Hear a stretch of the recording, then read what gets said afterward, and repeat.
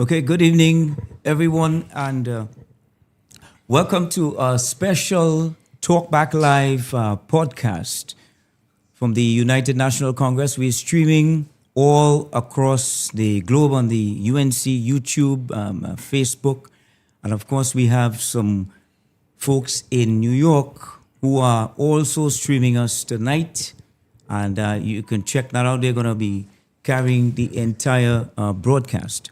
Now, many of you folks, first of all, my name is Jerome Lewis, and I'll be taking you through maybe what we presume to be an hours long or more broadcast tonight, dealing with a number of national issues. Now, many of you will remember that the last time we were on a podcast, it was election night, April 28th, 2025. And at 9 o'clock on that night, we got word on the set that the Honorable Prime Minister Kamala Persad-Bissessar was going to be the next Prime Minister of Trinidad and Tobago. And tonight, I specifically want to thank the Honorable Prime Minister for her guidance and counsel and for making this podcast happen tonight. So, Prime Minister, thank you so much for your intervention and making it happen. Now, folks, on set with me tonight are some of our best and brightest we have in TNT. Once the cameras can pick it up, to my right, we have Mr. Ken Ali, newspaper journalist. He's been in the business for many, many years, and he continues to write for independent newspaper. To my extreme left is Dr. Kurt Mehu, the Public Relations Officer of the United National Congress. Dr. Mehu is also author of the book called A Half-Baked Society, but Dr. Mehu... Half-made. Yeah. It's half-made. I'm saying, I know it's something, but tonight we have to turn up the temperature to make that a whole-made society, Dr. Mehu. And also Professor Kojo, who was with us on April 28th as well, great son of the soil. In fact, Professor Kojo is now, he finished a great book. Many of you should read a book on a guy called William Burnley, one of our slave owners, owned a lot of land, in Trinidad. And coming very soon, hopefully, a lot of that work will be worked into a Netflix documentary. So that's something to look out to. So tonight, ladies and gentlemen, we are here to talk about leader and party, a lot of issues since April 28th, or even before April 28th. We've had a lot of stuff going on. The Prime Minister, and I like to refer to her as KPB 2.0, before the election, there was a lot of commentary, comments in the press and social media saying, well, she couldn't win. There were a lot of doubts. There was pressure from even within her own inside as to whether or not she could have done this. She went on to defy all the odds. Not only did she win the election fair and square, but she won with a majority. Not once, but twice. But since that time, ladies and gentlemen, we have seen a kind of trajectory in the way the information flow has been going. I mean, she's being asked 1 million questions per day, whether it's the military, U.S. military ships out at sea, the radar in Tobago, stand your ground, whatever it is. And even sometimes with these responses, it doesn't seem sufficient for many of the folks out there. And this is just 7 months in office. But there are accomplishments that she can point to, things like the Stand Your Ground legislation. Yesterday, she had the rededicating of the Children's Hospital in Couva.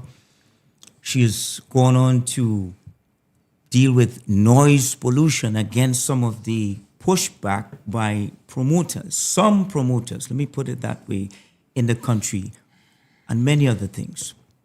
So tonight we want to analyze and sort of examine a number of these events, how they fall into the national narrative, and explore some possible answers. Ken Ali, you've been in this business for a long time. You've read, you've written about it, you've seen a number of these issues pop up. How do you see this outpouring of this major questionnaire every day? I'm putting it at 2 million questions. Is it really for transparency, or is something else you think behind it? Okay. Thank you, first of all, Jerome, for having me. And of course, always a pleasure. It is great to be in your company again. Since we last spoke, you and our major 7 months ago, your major officer in one of the leading ministries. I commend you on that. Thank you. Also great to be in the company of the esteemed Professor Kojo. Since we spoke last, and never mind, he may be looking a little focused and down here, but he's now the chairman of the UTT, the local university, and he's a director of Caribbean Airlines. And I wish to commend him on behalf of the team. Dr. Megu is a temporary senator. He is extremely prolific as the PRO of the UNC. I wonder when he sleeps, he really churns out a tremendous amount of work. And you're not saying, but we are being hosted by our great friend and colleague, Kenny Phillip, who is now chair of NAPA. And he is treating us very well here. We haven't gotten the punch of creme and pastels yet, but we live in hope. So we say hello to Kenny and his staff for being very kind to us. Jerome, to your question, what is happening is the Honorable Prime Minister is restructuring the society. And we must look at the very, very large picture. The picture is many people over the years, Mr. Pandey spoke about the parasitic oligarchy. And while there's not, this is not equal to the point, Mr. Best spoke about the validating elite. All of that is about an urban elite that over the last 10 years, and the facts bear them out, the rich got richer, the poor got poorer. Right? The food import and wealth was clustered in the hand of a tiny minority. 1% of this population controls 65% of the wealth. Over the past year, you remember Dr. Rowley saying we must help the rich to get richer. Right? That is trickle-down economics that has not worked. What has happened over the last few years is that wealth has been concentrated more and more in a tiny minority. When Mr. Sadvi Sessa demitted office in 2015, the food import bill was just over $4 billion. It is now over $8 billion. Food prices have risen by, partly because of the COVID matter and so on, have risen by over 60%. Trinidad and Tobago is the only country in a Western democracy in which commercial banks made more profits the year after COVID. In England, Prime Minister then, Boris Johnson, instructed the bank, through their central bank, Bank of England they call it, to support the working class, to support middle and small businesses. In Trinidad and Tobago, the middle class has almost evaporated. 6,000 small businesses didn't open after COVID. People lost their homes and so on. And when you talk about 5 fuel price increases and so on, so the gap got wider, and there's empirical evidence to say all that I'm saying. So the gap got broader, and the Prime Minister, we have to listen carefully what she was saying in the campaign. When she was being sworn in, she spoke about the country not ending at the lighthouse. That was more than a symbolic statement. She was saying it's time to redress all of this, and she's done many things. Let's talk about the food import bill. Let's look briefly at the... But I want to, even before you go to the food import bill, I want to stay with the concentration of wealth you're talking about, okay? Well, and we just had in the news, or in the parliament actually, where one group controls 74%. Hold it, 74% of the pharmaceutical industry. And gentlemen, you all could jump in at any time. Well, let me complete that point first, and before of the pharmaceutical industry. No, and that should be a cause for concern. More than that, the Fair Trade Commission appointed a chairman in 2018. Subsequent to that, there are 2 firms, owned by, all roads lead to the antitrust legislation, so therefore you can't have interlocking directorship. But I could put a proxy, my name can appear, and all of that ties into the type cluster of ownership. They want 74%. Today, in the page one lead story of the Sunshine newspaper, the publisher and editor, Dr. Austin Jack Warner, flashback a story I wrote in August 2022 about the monopoly. Right. And subsequent to that, the PNM government reappointed the same chair of the Fair Trading Commission. And who said, no, there is no evidence? Listen, So it wasn't to break a monopoly, it was to keep the monopoly. But I want to tie that to even more, Jerome. Just let me complete this, okay? Just let me say this. In addition to the monopoly, which we could talk at length about, the people who control the monopoly are the ones also who are in charge of the fast food industry. Fast food is tied into non-communicable diseases. 62% of deaths in Trinidad are caused by that. So they have a monopoly through the state sector and the private sector. And they also... They bring in the drugs, all right, which you have to depend on when you get the non-communicable diseases that they control through the fast food industry. Fast food business has mushroomed all over the place, including they have stores on former arable carry lands that we could be planting food on. But I know you want to... Yes, Dr. Mayu, I want to just... Sure. If we go into you, when we talk about this monopoly, just tonight, Professor, Paramount made a bid to take Warner Brothers Studios. Netflix made a bid for 83 billion. Paramount says they're going to pay 108 billion for CNN and HBO in the deal. But all of the what do you call them? The Guild Writers Association says, look, this is not good for us because you're going to have a loss of jobs, you're going to have all that. And I want to tie that back to our Dr. Mehu pharmaceutical industry, and as Ken tied it to the food industry of one group. Should be rising up against that. Absolutely, and that's what this government is doing, right? So the concentration of wealth is tied to power and control. So you see, so when people and what Ken was talking about just now was the restructuring of society towards greater inequality during COVID. And that's been a foundation of our unequal colonial society, right? And exacerbated by the PNM, and then exacerbated by COVID, and the PNM just followed all the WHO guidelines, which exacerbated this gap throughout the whole world, including Trinidad and Tobago. And what Kamla Persad-Bissessar represents is a revolutionary overturning of that. It is, and that concentration of wealth is also a concentration of power. And that's why they can laugh, and before, they would laugh and sit back and say, it doesn't matter which party is in power, because we actually control everything behind the scenes. We control the Fair Trade Commission, and nothing will happen. We control all these so-called independent bodies, and we make sure nothing happens. You all can pretend to be you're in power, but you're not. We are. And this is precisely what Kamla Persad-Bissessar is changing.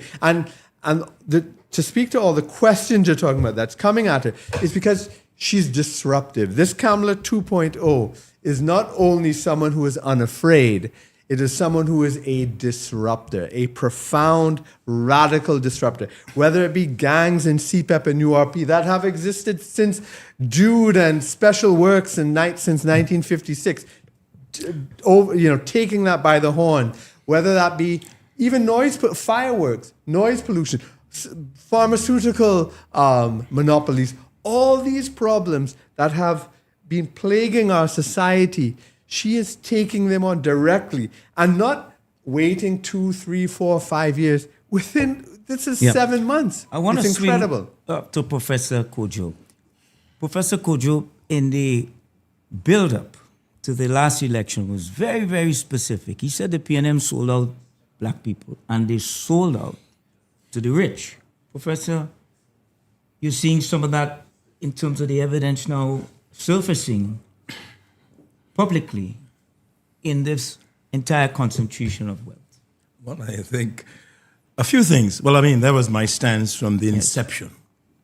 I think the People's National Movement, in fact, are sold out to the rich at the expense of black and Indian people. That's been my point. That's one reason why I broke decisively with them. But I think we raised a lot of points, and I think Kurt has been getting into a few points. I think we must see this as an historic moment. In other words, societies don't move willy-nilly. In fact, if we look at our social history, what we find, if you look at the 18th century, of course, you had the whites. Talk about William Harding, Burnley, and those guys who controlled. You move to the 19th century, and you have the French Creole, the De Vertais, and all those guys, and those people you see up in the hills. They owned everything. And thereafter, you had a black group. Blacks, after around 1900, go up Coffee Street, go down, or they were the doctors and the lawyers so on. The very people who brought the People's National Movement came into power because of those teachers' union and the middle class. The People's Education Movement. The People's Education Movement. Now, what happens that I talk always about the laws of development that you're not prepared for. It's not intended, laws of unintended consequences. And while, of course, the PNM, of course, was black with the workers and so on and so forth, Eric Willem comes into power. Eric is, of course, a brilliant guy, but he's academic. So he suggests to talk about the education and academic education, etc., etc. But in the process, black folks begin to fall behind because they lose their trades, etc., etc. All right? And of course, people go along, and then of course you have the disaster of that split system. What system was that? The shift system. Yes.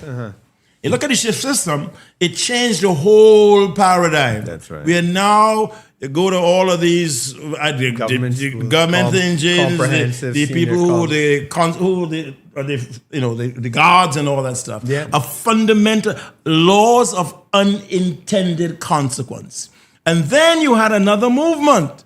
Folks who didn't give a heck about all that begin gradually see how we were betrayed by that group. So what you have to come in together is a new formation in terms of blacks, Indians, progressives, and say, we do not want that. It turns out that the head of that group was a clear-eyed person. I want to say, personally, I don't think you want to call it. One of the problems that, and I got to thank the leader. Well, go ahead. You're on the mic. You're on the mic, and she's watching you, Professor. Go ahead. Let me talk now. Who, in fact, for me, was clear-eyed from the beginning. I think so. Because she saw where others couldn't see, thought where others weren't thinking, and of course, begin to talk about the disruptor. But any revolutionary is disruptive. Correct. Now, what happens, or what we're not saying in terms of the class allegiances, nobody or most people can see an Indian woman being the president, the prime minister. Yep. Particularly Creolized society. We have to become a Trinidadian, you have to be Creolized. Yeah. And Professor, you're stopping no, I'm not stopping you. But that's a good point you're making. That is the point. A good point you're making, relevant point. Because, and Ken, I'll come back to you with this. I remember on the campaign trail, you're saying that KPB 2.0 was very clear-eyed. Very clear-eyed. Very, very clear-eyed on the campaign trail. And I remembered at one of the meetings, she was very specific. She said, look, and I'm paraphrasing her here, look at the Clico group. Yes. Yeah, look at that. Black government took it, cut it up, Trin City Mall, Val Park, methanol plant, and sell it. She said, who did that? That's right. Not me, right? It was black government. So today, And also the Professor, HCU, eh? So today, and you know about HCU. So today, of course, because you were the HCU. So today, when we are talking about who racial, who is big thief and so on, nobody wants to address the entire part of the history as to how that happened, because Dupe was the biggest. That's right. The biggest. And In the the- most revolutionary in And ammonia, revolutionary. methanol. Right. I mean, thinking way beyond buying and selling. Even in the end of an election, Trinity Mall was going for 400 million. Mm-hmm. The validator said And we stopped it. it was worth the 900. So I just wanted to add, Professor, The to fact the of the point matter as is, to in what which you I said. She was think, very of clear course, how Kurt, that is, happened. is the question of one's mentality and Yes. one's ideology. In 2008, when it came down, and you had the big run of the banks in America, what did Americans do? The government. They took these companies and made them whole. They poured money into these companies. That's right. What we did, and I was a member of the And board. these are the U.S. banks you're talking about. Yes, Right, they yes. did. The government, Good, they all yes, go, and I yeah. lost plenty of money, not as Lehman much as you. Brothers, all that, yeah. But I'm saying, I'm talking about a different Yes. philosophical. It's not simply it was an ideological position. correct. We'll take these banks and make them whole. We were more persecutorial and penalizing our own. So instead of making them whole, because at the end of the day, Dupre's asset was more than his liabilities. That's right. Still making money. That's right. Had we taken, in other words, it's a mindset. So when black and brown people say, listen, we are tired of this so-and-so nonsense, it was a coming together of another. Now, I would argue, probably in this, that what you had with the PNM was an urban party. UNC was a rural party. Yep. And what you have coming together last time was those bridges being built to a more revolutionary force in terms of saying, how do we transform this social order? Yeah. Absolutely. And what you took for granted before is no longer so. What you see now, that a lot of folks can't even accept that. One little part. Yeah. I brought here something from the Department of Defense. I'll read it in a few minutes about the killing us, about some raid and some old bull about the Americans being here. I'll read this. Right.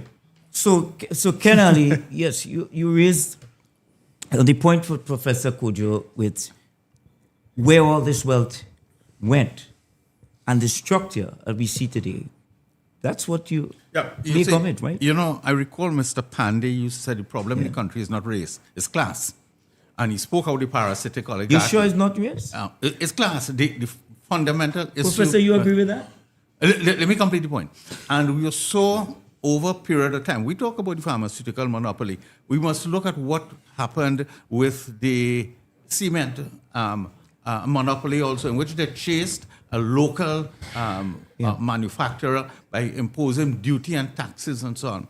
Right? When people get co-opted into the inner circle, all the issues get modeled. It is about making money, and it is essentially about the wealth gap that Bernie Sanders talks all about, and that has, would you say that one ethnic group in particular has enjoyed much of this wealth? Yes.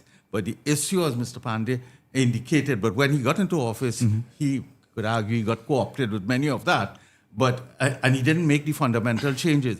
I think Mrs. Prasad Bissessa saw, and we must acknowledge that the wealth gap widened to historic proportions over the last decade.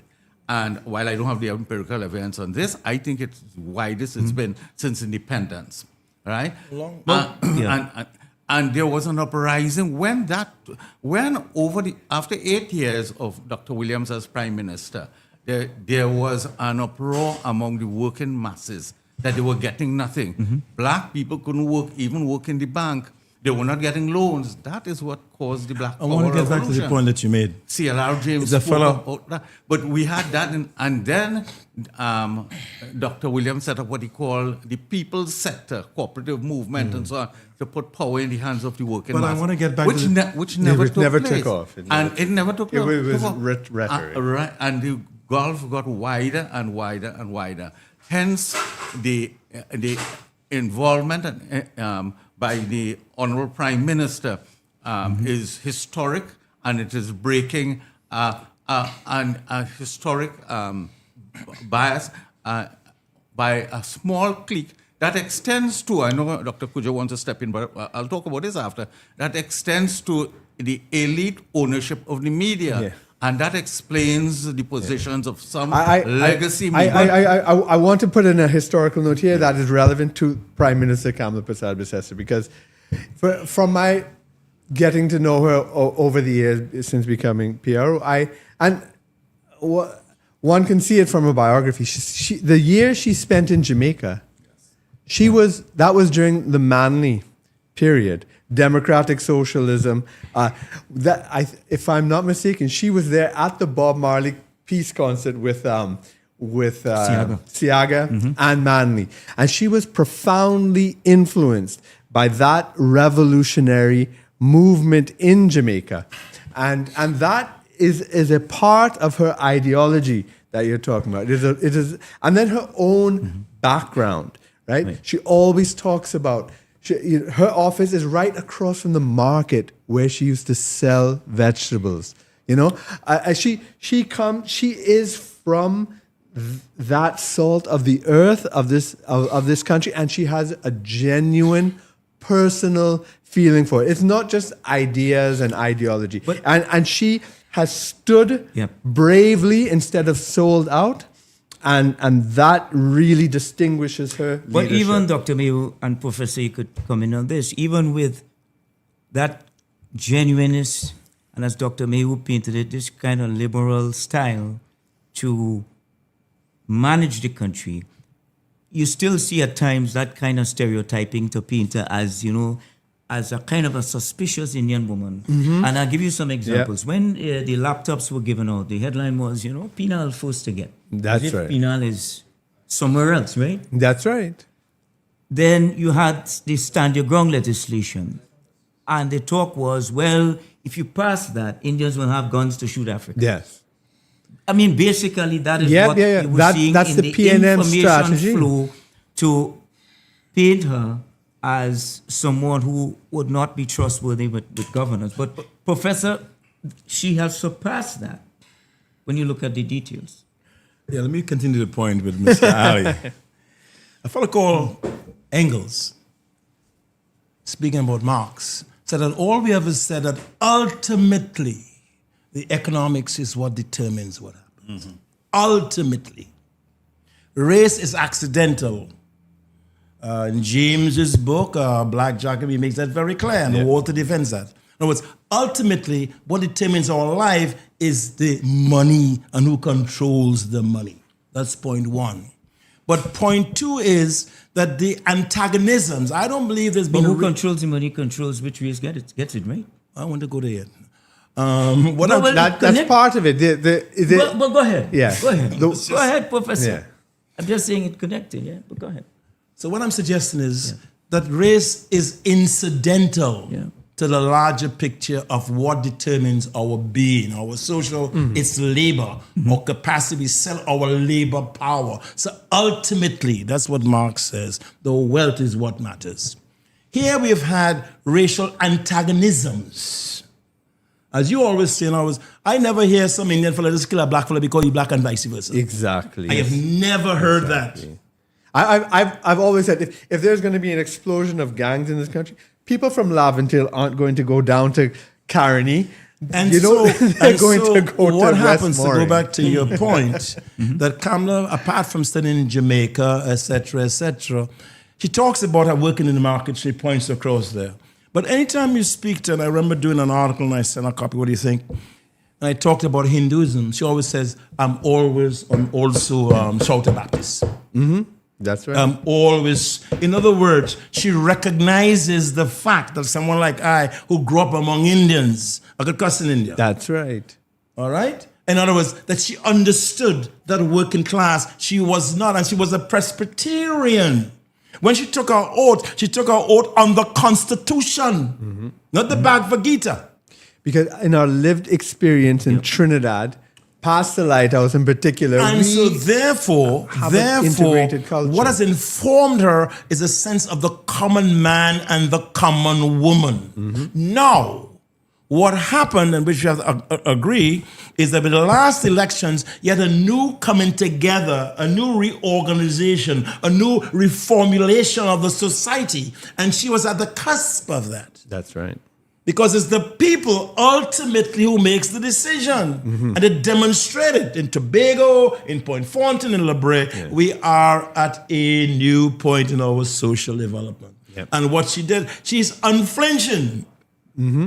in terms of That's how very she steady. sees the society. And I think now in the second era, I think she said it to me, this is her last era. She got whatever she has to do now, she has to do it now. That's right. And therefore she has to be focused. Now, I start with the point that her major problem among a lot of us is that here's this Indian woman and we don't have to respect an Indian woman because, and that is at the fundamental, Right. and I go back to the papers and I end there. I have a piece here, I don't know if you mind if I'm looking at it. Of A course. piece from the Department of Defense. Yeah. All right, U.S. Department of Defense, and I won't put it. And to talk about it on behalf of the U.S., this is, of course, 11th of April, 2024. It says, on behalf, writing to somebody who is in a certain position, on behalf of the United States Southern Command at the United States Embassy, Port of Spain, I present my compliments to you and your staff. I'm writing to you today regarding my previous letter and points it out, dated 24, to inform you that due to operational necessity, the previously coordinated point aviation exercise scheduled for on or about the 7th to 21st of April will now occur about 1 to the 5th of May 2024. The U.S. military will be conducting an aviation training exercise with the Trinidad and Tobago Defense Force with 3 UH Black Hawks helicopters and respectfully. Hey, that happened yes, before. exactly. I read it, but here, So in other words, this nonsense that That's somehow right. or the other, this is something new. This has always been the lookout point for Correct. Latin America and Trinidad and Tobago. Marines So when- have been in St. Clair stationed in a house there for So decades. when people, I want to finish my little point and So we'll go let take us- one afterwards. so let us- Kurt, I'm begging. let us- That's the point. Professor- You understand the point? Yes. You Of understand course, the point? I This is understand. an No, official letter adding to that, so for the commander of the U.S. Navy. when I'll end it. Professor and Dr. Mehu, we go straight into this whole military operation about whether Trinidad and Tobago is a zone of peace. Not the Tobago, the Caribbean The Sea. Caribbean Sea is a zone of peace. We shouldn't have war. We shouldn't have this. We shouldn't have that. Why you have a radar here? Blah, blah, blah. What is your take on that? You know, all of that is tied in, and I'm cautious in what I'm saying. You don't have to be So- cautious. This is social media. It's Trinidad and Tobago. An underground We are cautious economy. about The drug transshipment business through Trinidad and Tobago, largely because of our geographic location, is worth billions of dollars. Some go to the eastern seaboard of the US, a lot go into Europe. This disruption has impacted a lot of people. We hear on the ground, the media doesn't do its work, but we hear on the ground, but drug prices up and so on, and then the gang wars and so on. And you tie that in also to a piece of legislation, again, the media didn't pay attention to it, that was passed that pertains to the underground gambling industry. The Ministry of Finance, the Minister, the Honorable Minister Tanku, and other agencies have said that is worth each year 3 times what NLCB brings in. NLCB's revenues are $3 billion a That's year. what Bush baby. No, that is Or just through the machines, casinos. or the machines at the bars and so on. But it's a much more fundamental point. But that's the point I'm on. No, let me say one thing, and then you go take over. Each society acts in its own best interests. We have 1.4 how much people? Million. America have 300 and how much? What percent of the army down here? 10% of the military might? Are you arguing some nonsense about whether it could go in or not go in? No, that's it's not. in our best. all of that, Professor, is what? relevant.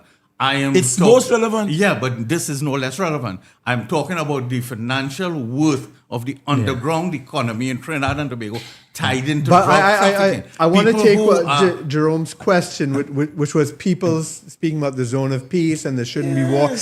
There's a concept which is kind of harsh, and I don't want to insult people But be who have nice other and don't views. insult But the concept is Don't called insult. useful idiots. Right, which means there are people who are good-hearted. They want peace. They believe in these ideals, and they are used by nefarious persons like the people you're talking about. Like so, and that it's so they're saying, oh well, we don't want war, and they're saying yes. So they're pushing these people to have this zone of peace while they are But engage in but- billions just of now. dollars Gentlemen, of Gerald, drugs. just let me finish my point. Let Yes. me tie it into what Sure, especially but- Professor is saying. No, Go ahead, tie it up because I want to go for yeah, a because break. people are being I'm saying- used. Right. And Their I'm tying goodwill. into what Yes. Dr. Mego The said. zone of peace. We No. want to stay on this And we this are- zone of peace, and this is exactly and where where I we am. should be as a nation. And Where we a should lot of be. people who are leading thought on this, as Dr. Yes. Megu, a lot of the thought leaders are in the media. And I'm trying to tie a lot of that people who are commenting in media, well, they're political opposition too, and they're the ones who are generating the zone of peace, right, as a bastard issue, ignoring the realities of how it is impacting people on the ground. Professor earlier talked about people being impacted and they're driven by issues of finance. That is a core issue. The drug transshipment business, the underground casino industry that, according to the authorities, are worth $9 billion a year. Because the They're way I the see it ones is who that there's are a driving mix. the discussion on the Right. zone of So, And- gentlemen, stand by. We're going for a short break. Ladies and gentlemen, we'll be right back. Stay with us. You're watching.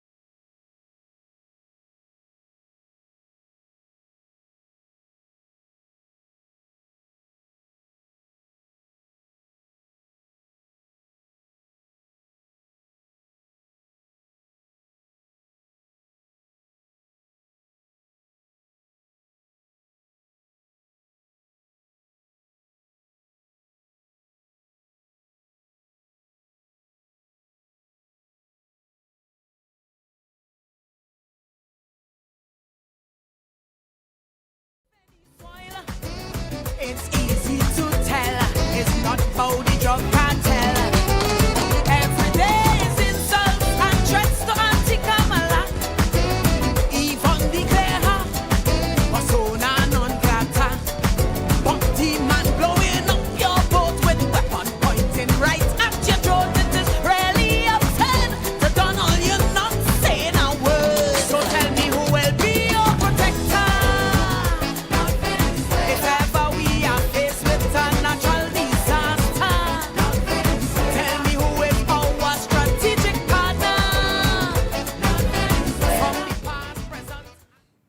Welcome back to Talkback Live, a UNC special podcast. On set is Dr. Kurt Mehu, Professor Selwyn Kojo, Ken Ali. I'm Jerome Lewis, guiding you through this massive night. And to all our viewers across North America, welcome and thank you so much for joining us. Just to let you know, folks, that the questions that are coming on the YouTube channel, we'll be answering them on the set. Before we went to the break, we were talking about this zone of peace, Professor, and what the ordinary man is saying or not saying about it.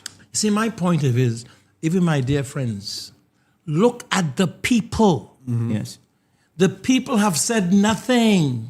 The presumptions that they agree with what's going on, they have But I not gotten literally up. had, I saw David Abdullah. With 24 and the lady- people in the square? 24? Well, about 25 then. What I'm suggesting is Yeah. that people by their behavior, just people by their Yeah. behavior, have really said nothing. So you think there's a great buy-in for how But that's the only way you could It's read. going. That's the only way you could read it. good. But that's what I've been saying. And Exactly. I'm saying that the sections of the And- media.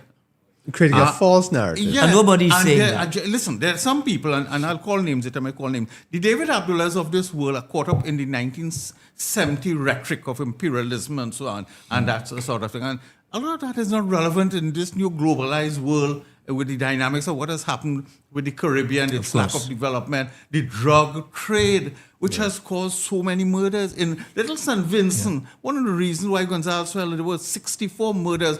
most of them in 1 year, all of them in a country of 110,000 people, 110,000 people, all of that, most of it connected to the drug trade. That's right. And he had lost touch with the reality on the ground. And But Kenny Man was in power for a quarter of a century. But no, don't Please. personalize it.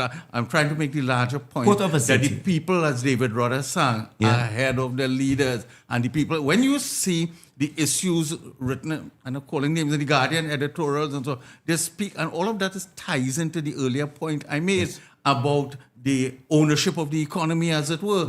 Right? Bernie Sanders said their religion is greed. Right? We talk about the plutocracy and so on. And that's what is happening here. And they have interests to defend. And they create a lot of these artificial issues. And, And they play upon the good, because I don't want to paint everybody who is supporting this idea as being having some interest in the evil order. One agenda. No, because they genuinely believe that we should be in a zone of peace, and they're being manipulated by these people you're talking But about, that's one who way- have the agenda. There's one way of looking at it. So you could call that cliche logic, and that's what you're saying. That cliche That's logic right. is past. That's You right. have to look at, the what's going reality. down on the ground. Absolutely. And what happens here is that in terms of, for example, how much of our goods and services come from the United States of America? 90%. Yeah. About 90%. All right? If you're in the international waters, even Trinidad waters, I heard one of the American thing go, no, I get frightened when they run outside. We have one helicopter. And not only that, if you take a map of the Western Hemisphere, 100 years ago, it's the same. Every 5 years in the old world, it changes. And that is because America defends. If it wasn't for the United States, Venezuela would have taken us over a long time ago. During Black Power, during the 1990 revolution, they were there in the waters.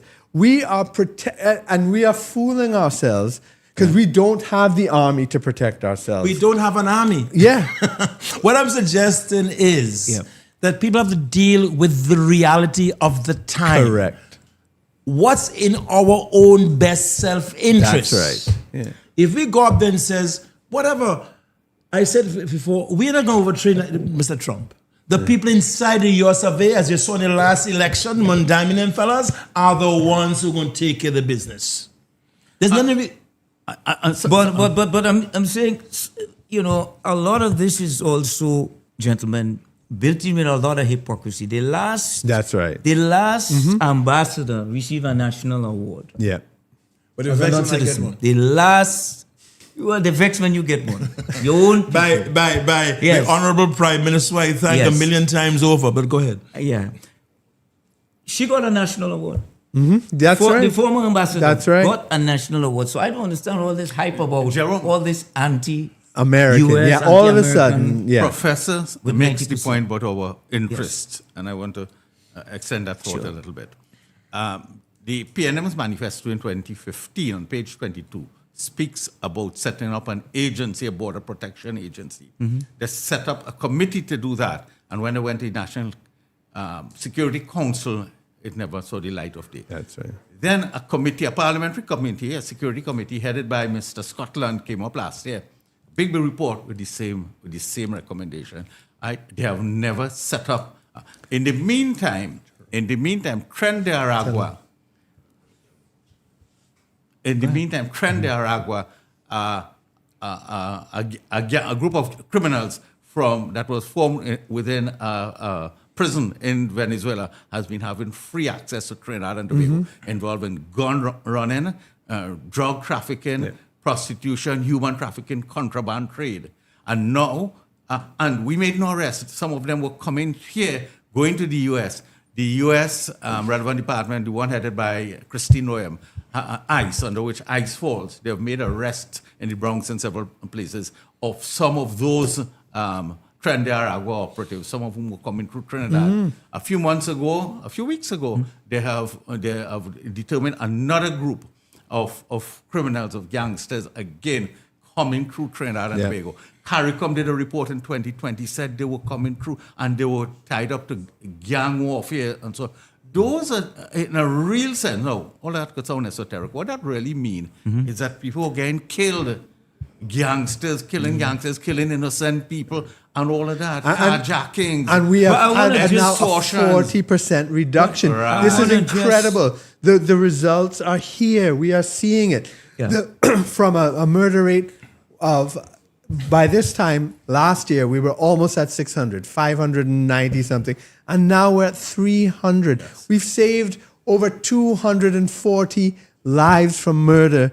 And partially because of this cutting off of the border. And you talk about the PNM's policy. They keep talking about OPV.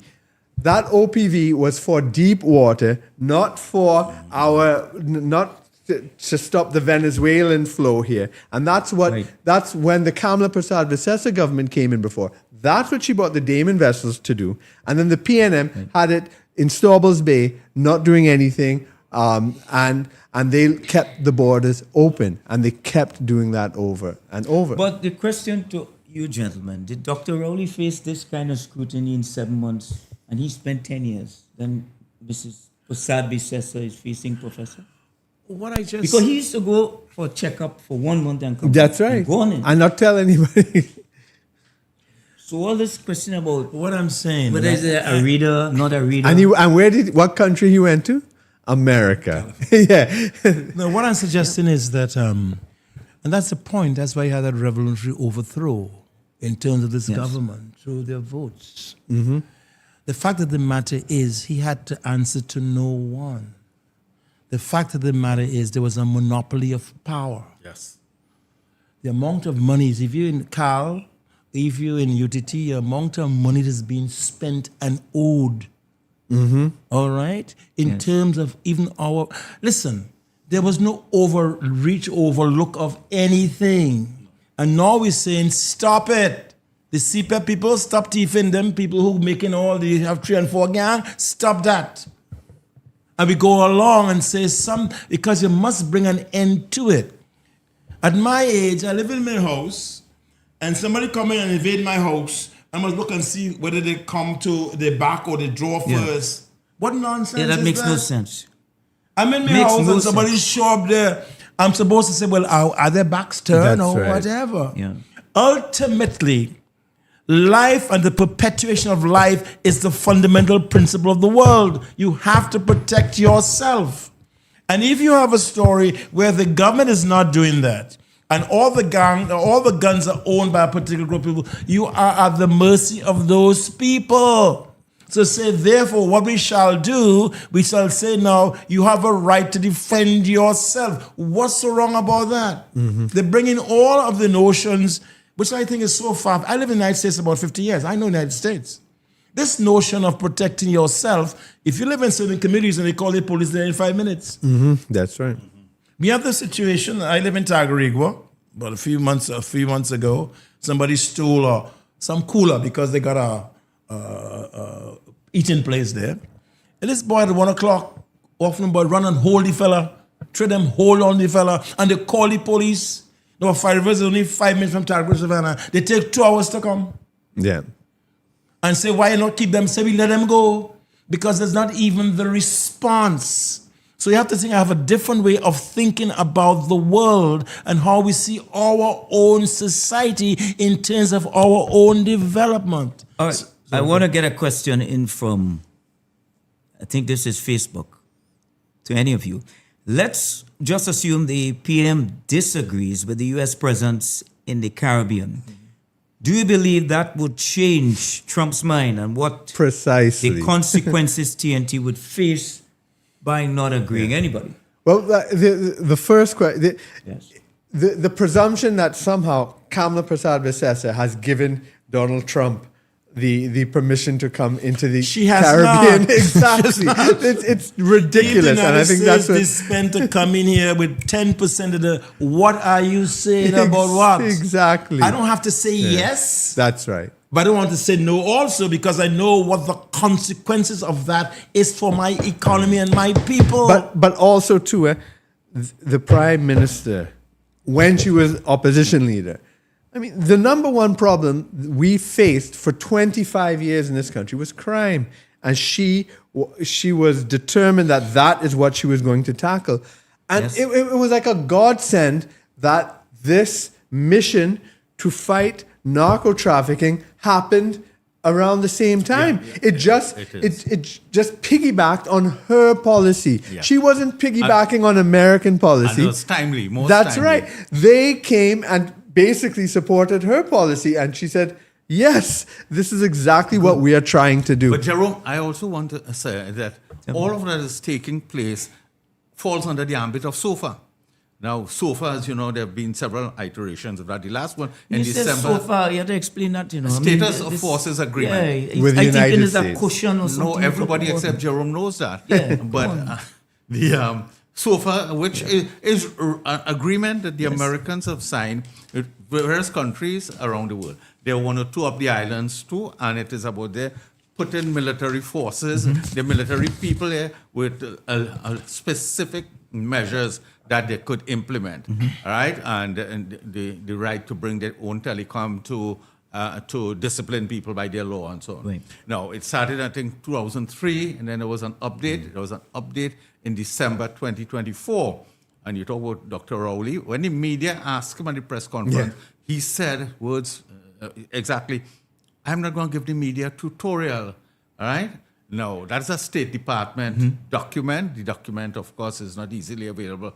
But the tenets of it, the broad outline of what SOFA permits the Americans to do is what is taking place here. Everything. And I want to go back to Jerome's But where's point all about this the information, differential treatment. Yes. Because this debate now is very much like in the Pandey government about the ship rider agreement. Yes. And when we allowed the Americans to come onto our ships through a ship rider agreement, which they have in many countries, then all the validating elite, the media went crazy about sovereignty and criticizing Pandey. And then when the PNM came and signed SOFA in 2003 and then renewed it in 2024, silence. And now, again, when Kamala Prasad-Bissessar, she didn't even sign a SOFA agreement, right? She did not even sign any new agreement. And they're going on about sovereignty again. It's a different response to the exact same behavior. But Professor, these you are the things buy that- into the argument that you know you have to protect sovereignty and all I that. don't go. Yes, All you that- have to all protect that, something. yes. Yes. But I said a cliched logic. Yes. At the end of the That's day, right. you've got to go in and say, what are the particular circumstances that face Correct. your country? Correct. We have a deficit. How much? We got to borrow what? $19 billion. Yes, And- well, a lot of that is refinancing. Yeah, so that's not the actual budget But deficit. whatever it is, but the what borrowing. I'm yeah. suggesting is that, and you now go and say, listen, I don't want them in my waters and all that stuff. And no, Mr. Trump, you know him. And he put some little tariff. Yeah. And you can't bring that name, and he put your name because you have money, you have put your name and so on, you can't touch your money. What thing happening here? And you get It's more, back now. and you get more poor people, But- and Yeah. the wealth gap. So what I'm expands saying, more and more. I think the notions of even sovereignty at this time is a different concept Yes. than sovereignty was 50 or 60 years And ago. in 1970 in particular, there were these words, sovereignty and imperialism. But the and so point on. is, let me just say one point. The whole native technology, Americans will not invade Venezuela. That's right. They will beat them and send and pummel them from outside. Because if at this time America send another body back to the Yeah, States, exactly. Trump gone. Yes, He yes. will not go in there. He's trying to get the Peace Prize. He got That's one right. from But he FIFA. knows what it means. Look at the Exactly. Congress now. Who sent? They're the ones that are making noise. Exactly, So what's wrong with exactly. you guys? Stop, listen, and learn. The time is to be cool. That's But right. there is a prejudice point of view, and I am tying all of that to the political opposition and tied into the elites in the media. And the elites, all of this sinister view ties in. And you notice the issues the media talk about and issues they don't talk about. The media have not No. written, The Guardian hasn't written an editorial on the monopoly, the pharmaceutical monopoly. And they want to know, Peter Clark is chairman of The Guardian, why every month The Guardian is losing more and more money. Every it's quarter. losing more and more money Every because it has quarter. lost Yeah. its basis with the people. It hasn't taken note of the society has changed, Of how course. people are voting, or what are the issues that drive people, right? The issues with medium and small businesses shutting down. And the society has been reordered since the time of Eric Williams. But the legacy media doesn't understand that, right? And still, Well, they are part of the old order. Mr. Pandey used to talk about he's being seen as an interloper. And that's why it is essential, and I started by making the point about what the Honorable Prime Minister talked about, the country doesn't end at the lighthouse and so on. There's a whole new awakening in this society that the legacy media and the age-old commentators who represent that old order haven't come to terms with yet. That's right. I want to go to this trade union issue with the 10%. All right. On the campaign trail, the Prime Minister was clear. She said, they're not going to do 5%, they're going to do 10%. She kept her end of the deal, sealed the deal on 10%. Now, there's this. Be explicit and call names. Go ahead. Well, I could call them well, there are a couple of things playing out. Wasn't it Felicia Thomas? Yeah. PSA president, right? She was on the campaign trail. Good platform speaker. So the 10% is paid.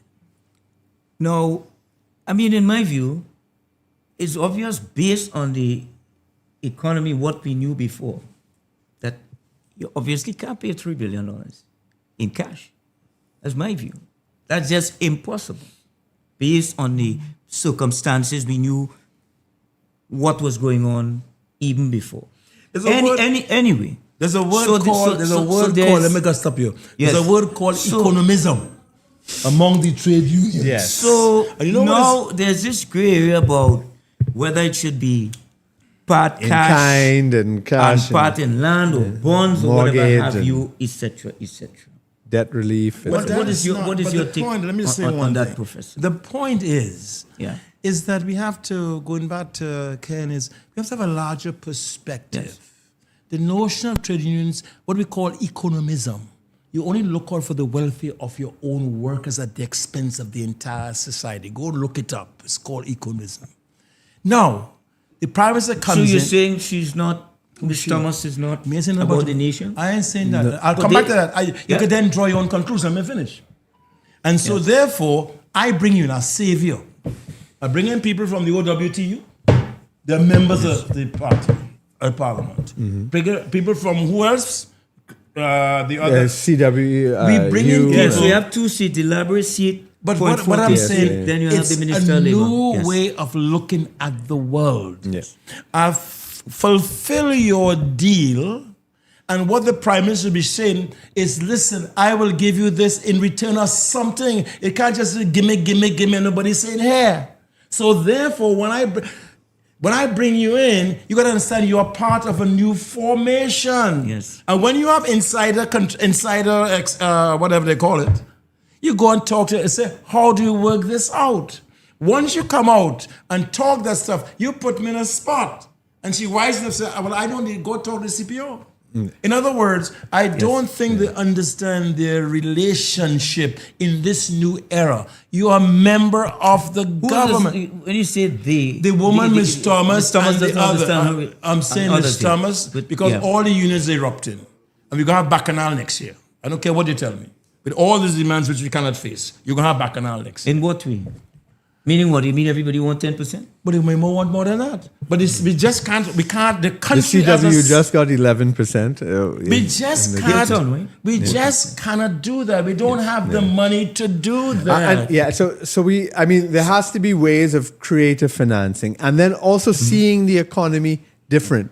You're talking about bailing out the banks, and a lot of that, the banks were the corrupt ones, and they were getting money, and the same problems existed, in America and so forth. What Kamla Prasad-Bissessa's government is doing is they're providing a stimulus at the bottom end, not at the top end, but at the bottom end. But- And when properly managed, this is part of a dynamic, expanding economy. Where we have- not one where the economy is shrinking and you have to think of a pie and it's only a little size and we have to divide the pie.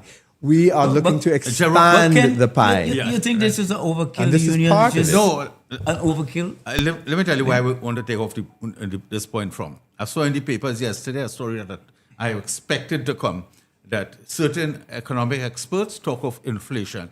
They only talk of inflation by the experts when workers benefit. That's when right. there's price gouging, you don't hear the experts and the daily newspapers editorializing. But just before I finish When that point, there I are want to- product yes. monopolies, Yeah.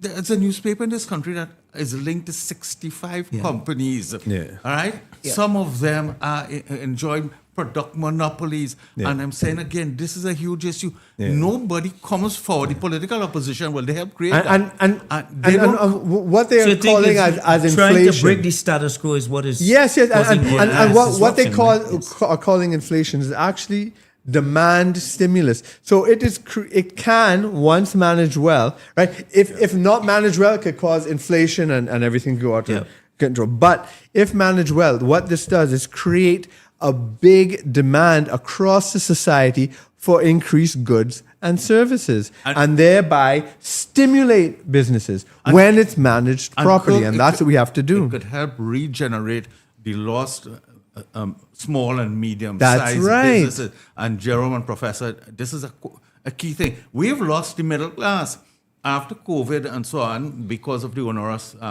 bank charges and so on. The middle class does a lot. Let me tell you, if you go down in the rural communities, when the churches and the mandirs and the mosques have events and the sport people, they don't go to Republic Bank for funding to help put up a tent and buy water and so on, because Republic Bank help the urban people. It's the middle class that generates and supports provides jobs, help develop professionals, help community activities. And you see, I'm keep tying all of this to the urban-based elite, which had no time for the working class or the middle class for small businesses. But Dr. Mehu, Professor, we just saw, to add to Ken's point, 100 million in US dollars from the Exim Bank went to one group. And when you look at the circle, it was just like maybe 4 or 5 people. Right. And that has been going on for time. I think even Republic Bank had some issues with where all this cash was going. So they're making this $2 billion every quarter, but it was not going across the board. Correct. Concentrated in one corner. Yeah. And you think it's because she's trying to break all that we are having all this pushback, Professor? I think Kurd began by saying that she is a disruptor. Yes. There's no revolution without disrupting the Correct. status quo. And that is what she is doing. Jerome, I just want to pick up on what Professor is saying and agree with him. I saw again in the media, the hypocrisy is pulsating in this country. The small business, the small chambers of commerce talking about the inequitable distribution of foreign exchange. They're complaining they can't get foreign exchange. Of course. Business have to shut down and so on. So they removed the head of Exim Bank, whatever the... Yes, I saw they that, remove him, and now the same chambers of small chambers... They want to know why he's gone. Yeah, they want to know why he's gone, and that, not surprisingly, lead story in a certain newspaper this morning. Yeah. You Not the opening of understand- the Coover Children's Hospital, Absolutely. But Yes. yes. At the same time, all roads lead to a certain direction, All roads lead, and the media does not examine this. But it's not in the interest to do that. That's right. Because that is the way the old colonial economy was run, right? And so, the way why banks were set up in this country, it's amazing in this country. It's so hard to open a bank account. Shouldn't banks want to take your money? But it's because it was just for the wealthy, like the planters, to send their money back. The banks just call a penny bank. That's right. Yeah. And Charlotte Street, and why you open the penny bank is because these leading nations should never lend any money to the poor people. The credit unions and the penny banks. That's right. And the banks have always been there to siphon You out go to the money. bank and you want to get a statement, they charge you $50. Yeah, The poor yeah. people, The- they get a one You, page click, click, in click. our bank, you lose money when you save. When you put money in there, the bank charges are more than the interest you I get. mean- I you just want to add- don't make money by No. keeping your money in But the what bank. You I'm- lose. Let me make this one because with me, a lot of roads lead to the media. The Prime Minister has indicated, and she has begun, she changed directors at FCB and she's changing directors, government directors, because it's majority owned by the state at Republic. And certain newspapers, again, certain media houses, asking if all of this would destabilize the commercial banks. They didn't ask that with all these onerous charges. Exactly. And that's what Did we that should build, Miss- destabilize that is families? still- Destabilize savings? That is Yeah, still- if that is- you just leave your money in a That bank, is still- your balance declines every month. You don't do anything, but And it's then taking out declining. the everything. That's where the revolution comes in, and that's where we have to still agitate to support a program like this. Exactly. The Honorable Prime Minister said, "Go forward because we support you and understand what Correct, you're doing." correct. And part of our thing, forget them. Now, I'll tell you, a leading businessman. I won't name his name.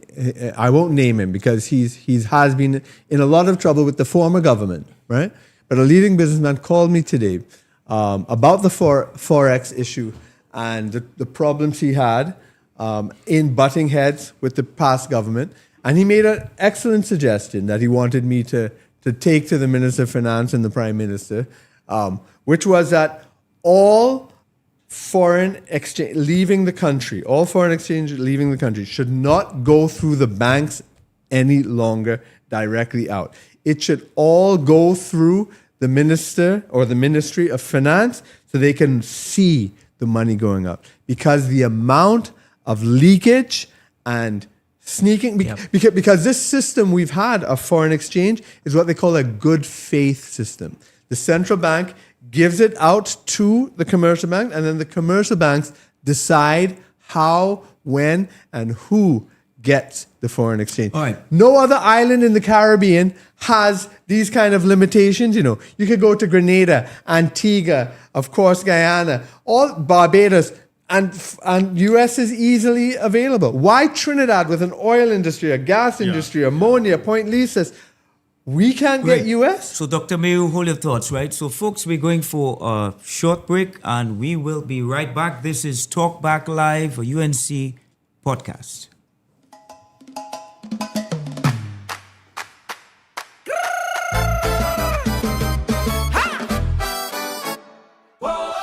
Sí, señor, bring it. Where we going? Caracas or Washington? Not Venezuela. Not Venezuela. Otra vez. Not Venezuela. Look back, I say it cold. When the Yankees sneeze, we just catch the cold. This is not a quiz. It is what it is. What a wrong or right, caught in the middle of this dog fight. It's a simple case of rock or hard place. Carry compensate, what the one that don't bother me. Jet talk shop, yeah, even agree on CSME. This is not a fairy tale. We need defense, not a holy grail. If I watch it break out for you, tell me what the hell carry company.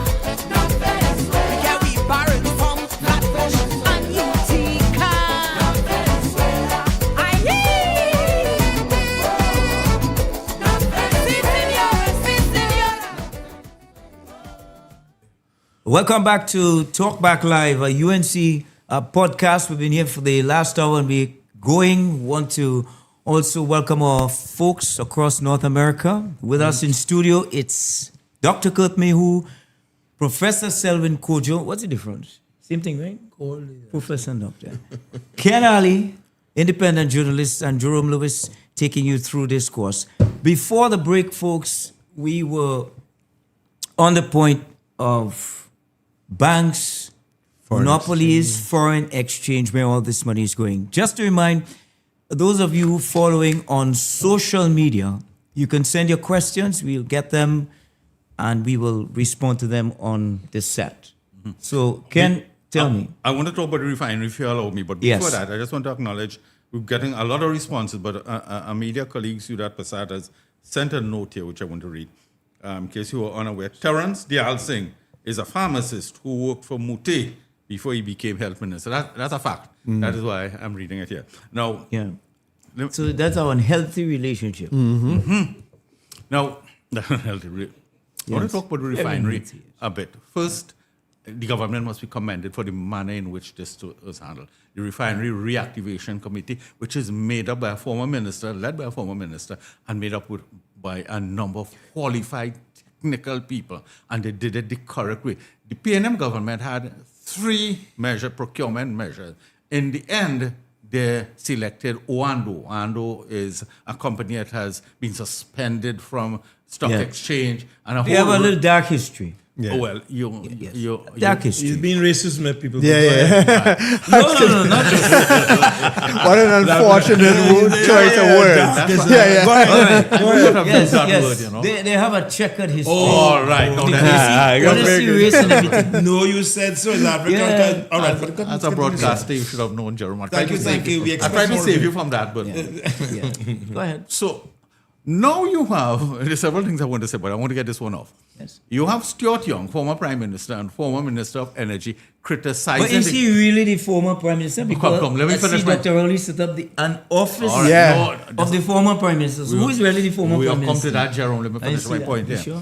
I just want to be clear. He is saying to start back the refinery would cost $1 billion US and so on. But he was the one who was giving it to a bankrupt company. That's right. Oando. Yeah. He gave it to a bankrupt company. During the campaign, he said they will employ. Let me explain to people, especially people in the North, who may not know, some people in the North know, and people abroad. The shutdown of this refinery has adversely affected the economy in a dramatic way. And I'm not just talking about the fact they were making money and so on. A lot of businesses went from... The tongues went out. Oil servicing companies, Schlumberger and all of them went and to the Guyana people who and were so the on. ordinary people getting the small contracts That's to right. no longer, and it kills small And business. No small business, the one who provide employment. And then even things like restaurants, caterers, and all sorts of Tropical things. Plaza, all those businesses went through. And let me also say this. Trinidad and Tobago has one of the oldest oil industries in the world. And we have had 1917, institutional knowledge pass year after year after year. When we arbitrarily shut down this company in November 2018, we never tapped that knowledge. A lot of the people have died. Petroleum engineers and people died in grief. Because nobody came to them and recorded it, write it, in some form. And if we step back to take a look at the structuring and restructuring of society, I mean, this was part of the destructiveness, the destruction of the PNM, because this was a productive asset, right? So when we shut down Carney in 2003, that was another absolute disaster. That was earning foreign exchange. Even if we were losing TT money, we were getting euros for that and pounds, right? Petrotrin. But Dr. Mayo, just all the thoughts. And Professor made this point, and as you talk about the Carney thing, right? Sugar and so on, right? But I guess a product would last up to a certain time, and then you had changes because the world was moving into splendid. These people still buy sugar. Sugar is still a massive. I think, and you could use so many. But the point is, what I want to say, you're saying, of course, rather absolutely. than close it down, right? And what was and what the PNM did was dismantle the productive economy, the productive foreign exchange earning economy, and then instead traders came in. And people who just trade, don't create anything. They just are buying and selling. And our creative capacity was destroyed. And that is exactly what happens. So is chicken and chips business, coffee business, On arable Prado, lands. cars, Listen, okay, etc. one But thing. there's no But manufacturing Correct. we had before. We have won That's right. that war. That's right. The people have come out and condemned all of that stuff That by is right. their votes. And that's what we're doing. What we This is have a to- revolution. What we have to say now, I live in Tagarigua. They get a bottle works. All of OG land. And massive building all kind of thing on arable land. Orange Grove. Orange Grove. Yes, I see it all the time. I work, and what I'm saying, Remember let the us- aniseed trees they had there and everything? And it's all gone. What I'm saying, we won the battle with Pinham and Stewart. Let them keep on talking their nonsense. That's right. I think what we're going to talk about, how do we transform and make our people understand what we are doing as a party to transform the economy so there's more sympathy for what is being done. That Public is right. So education. people could understand Exactly what the we case. are doing Forget and the why we are doing it. It's not just, Let me just say one thing. Look at Mandani. You know the fellow from New York? Mm-hmm. He started with 1%. Mm-hmm. Wound up with a cross section, 35% of Jews vote for him. Yes. All right, and it is spin off into Virginia and so on. People understand. Our thing is to prepare people to understand and support. I thought this was in defense of our leader. And let people understand what we're doing so we could change their That's right. minds. That- Because at the end of the day, we can't bring in no 101.4 million people. It's the same people who were here before who we have to deal with. What we got to do is how we do change their mentality to understand what we are trying to do in a new world. And I That is, want to add, forget PNM. Professor, Sorry. in the Mandami case, 26 billionaires went against him. Yeah.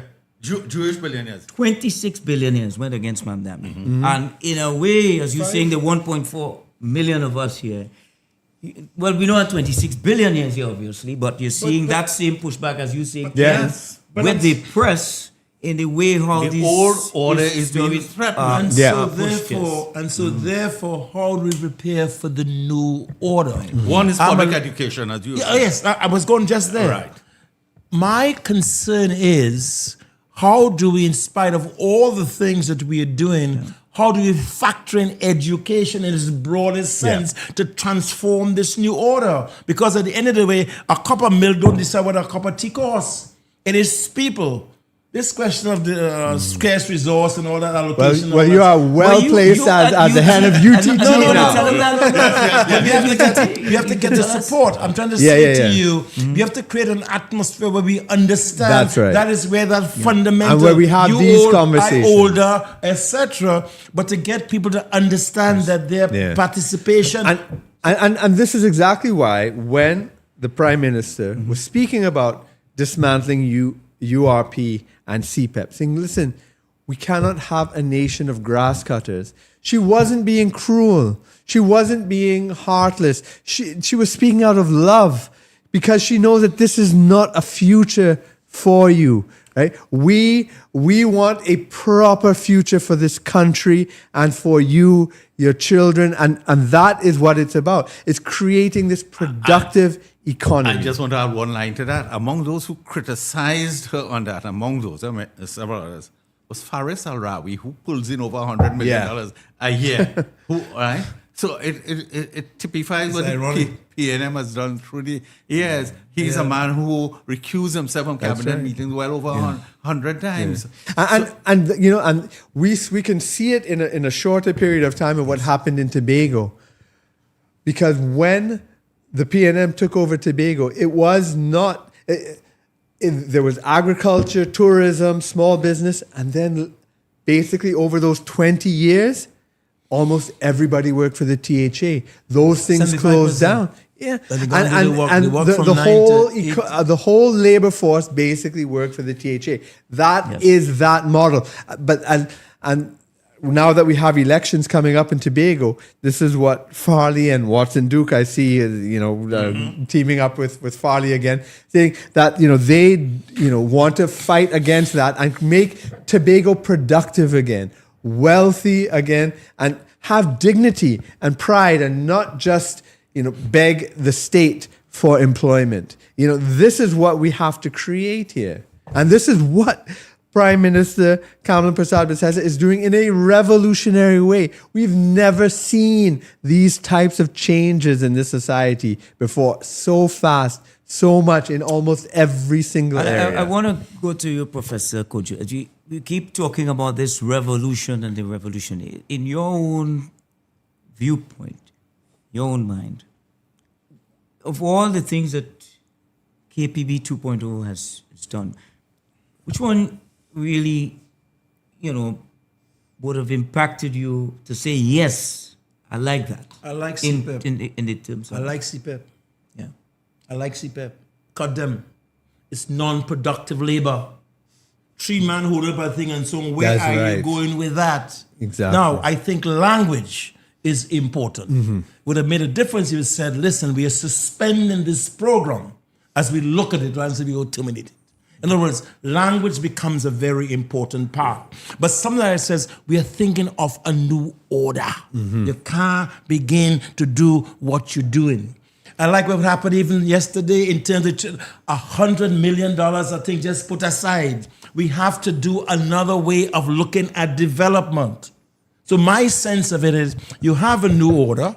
Look at the fellow people, even the makeup in terms of who is the deputy prime minister, who is the AG and so on. It's a different way of trying to understand and utilize our talents in a way that draws on. I think it's another way of, and she has the foresight, but she's brave. And the belly. That's right. She has the belly Brave. And what I'm Brave. suggesting, but so you're talking revolution. Yes. I saw another one that I also think in terms of the life she understands. Yes. If you read the Bhagavad Gita, or you read the Gita called the Gandhi, the different stages in Hindu life, but she says also sort of Baptist life, when you go through different stages, family life, etc. When they come at the end and you're saying, no, what do I want? What legacy do I want? So I don't have to, if you tell someone, I can't call the minister, he says you go break the foot.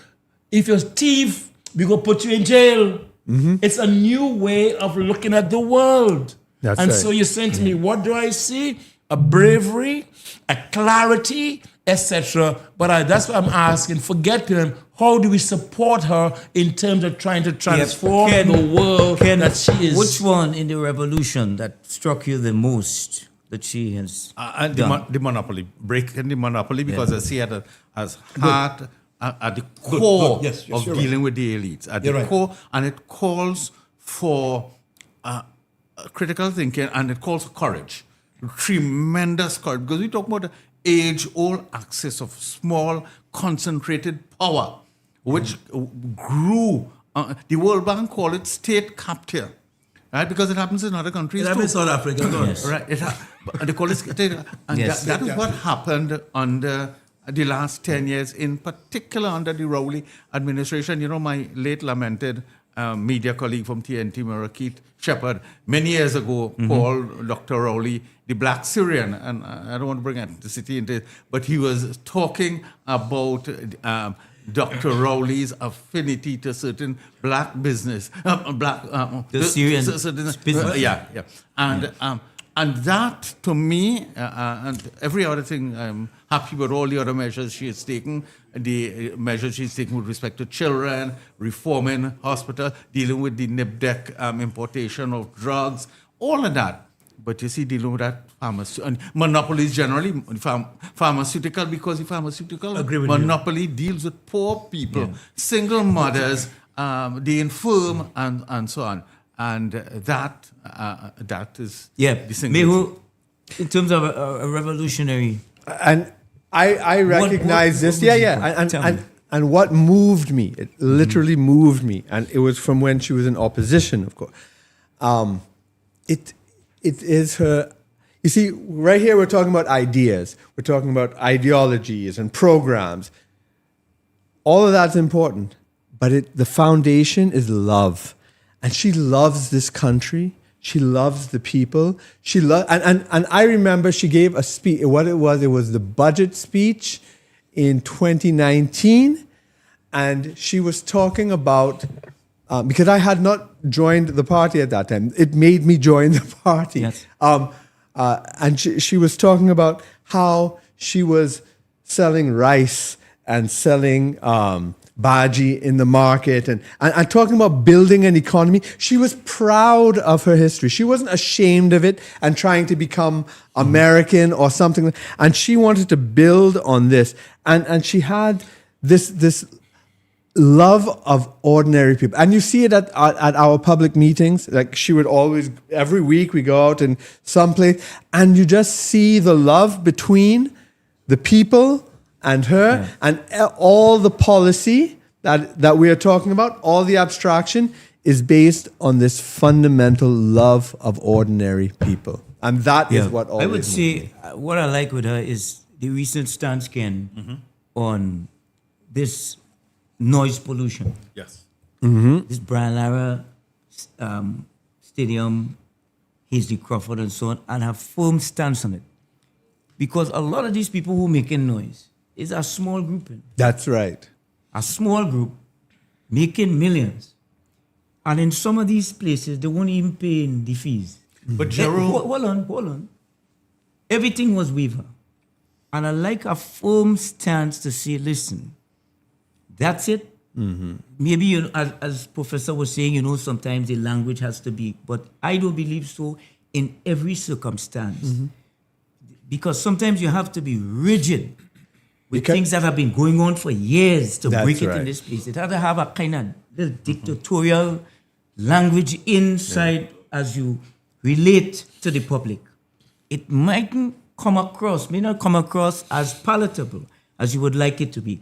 And even if it does come across palatable, you're still going to have the same criticism. That's right. But That's I like a firm stance to say, go choose an alternative venue. Go and have your fun. Because I'm going to tell Because you something religious I'll here. tell you right? too, Mehu Yeah.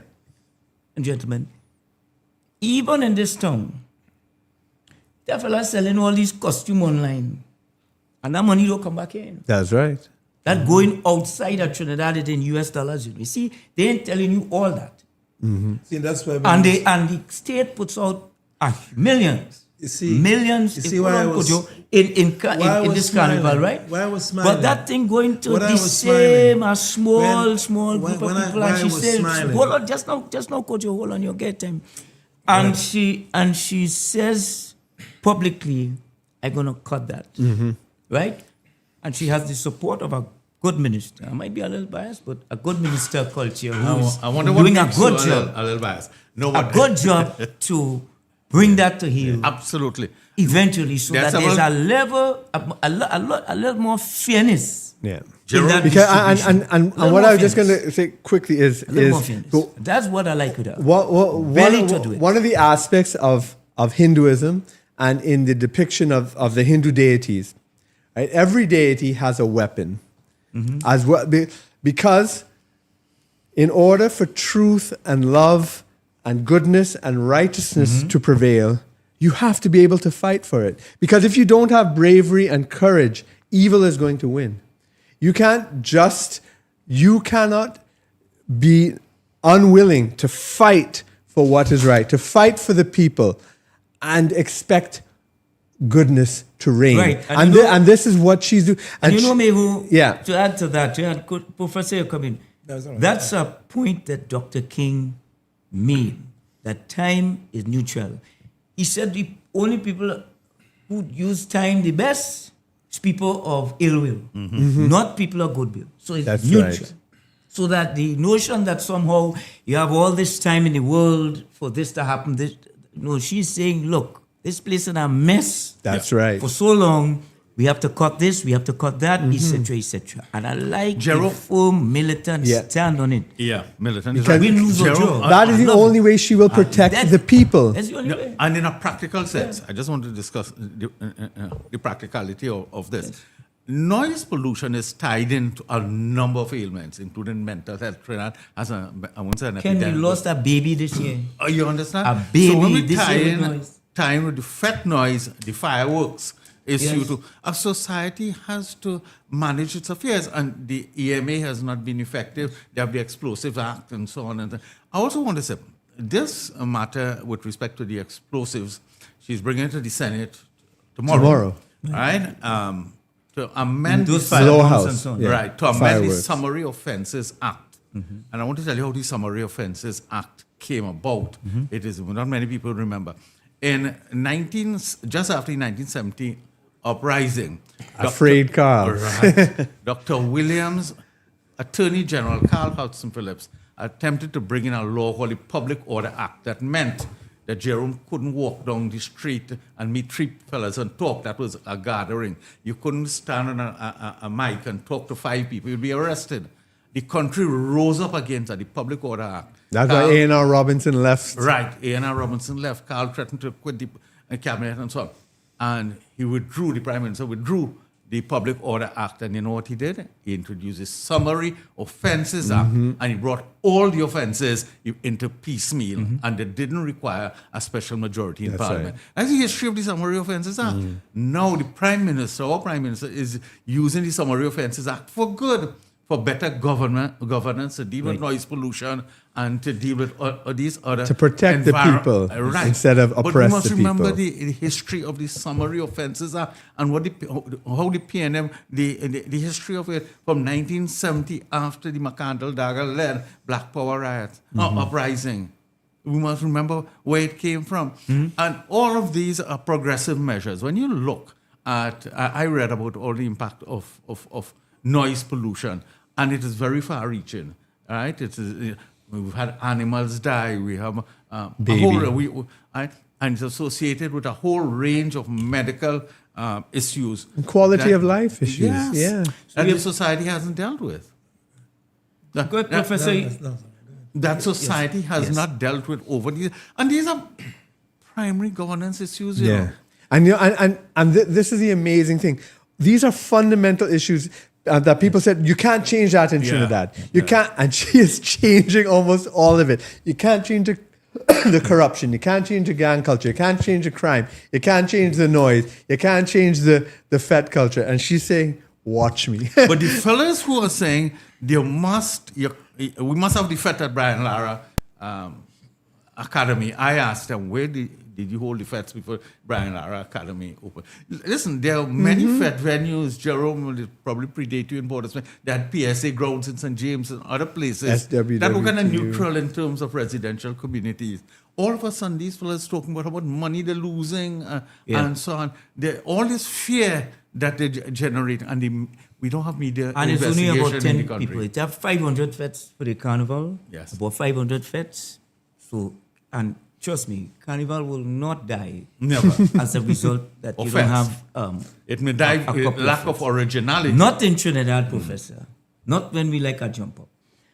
You wanted to make a point on that. I want to go to a major effort the government undertook just a couple of weeks ago, the revitalization blueprint, right? Yeah. I don't know if you were there, Ken. Well, it was a big time invitation. Not at all. I viewed it on television. So the Minister Jolene John and her team, along with the Prime Minister, of course, laid out this massive blueprint. And we saw this 3D rendering of what Port of Spain is going to look like, Central is going to look like, San Fernando is going to look like, and other parts of the country as well, right? So the whole idea is to have this development of interconnected buildings and to bring in developers and to have people come, like in the marinas, to use it, yachties, etc., right? Subsequent to the rolling out of it at the Diplomatic Center,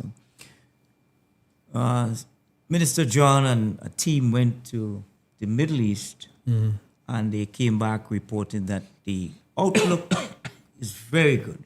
In fact, I think one of the key things about the blueprint was that, my understanding of it, it was the first time you had the rollout of a big project, and on the same day you could have put in the RFPs. At the same day, it was done at the DIP Center, and that is going on until January, when everything is going to be opened up, and then we will know who's doing A, B, C, D, or E.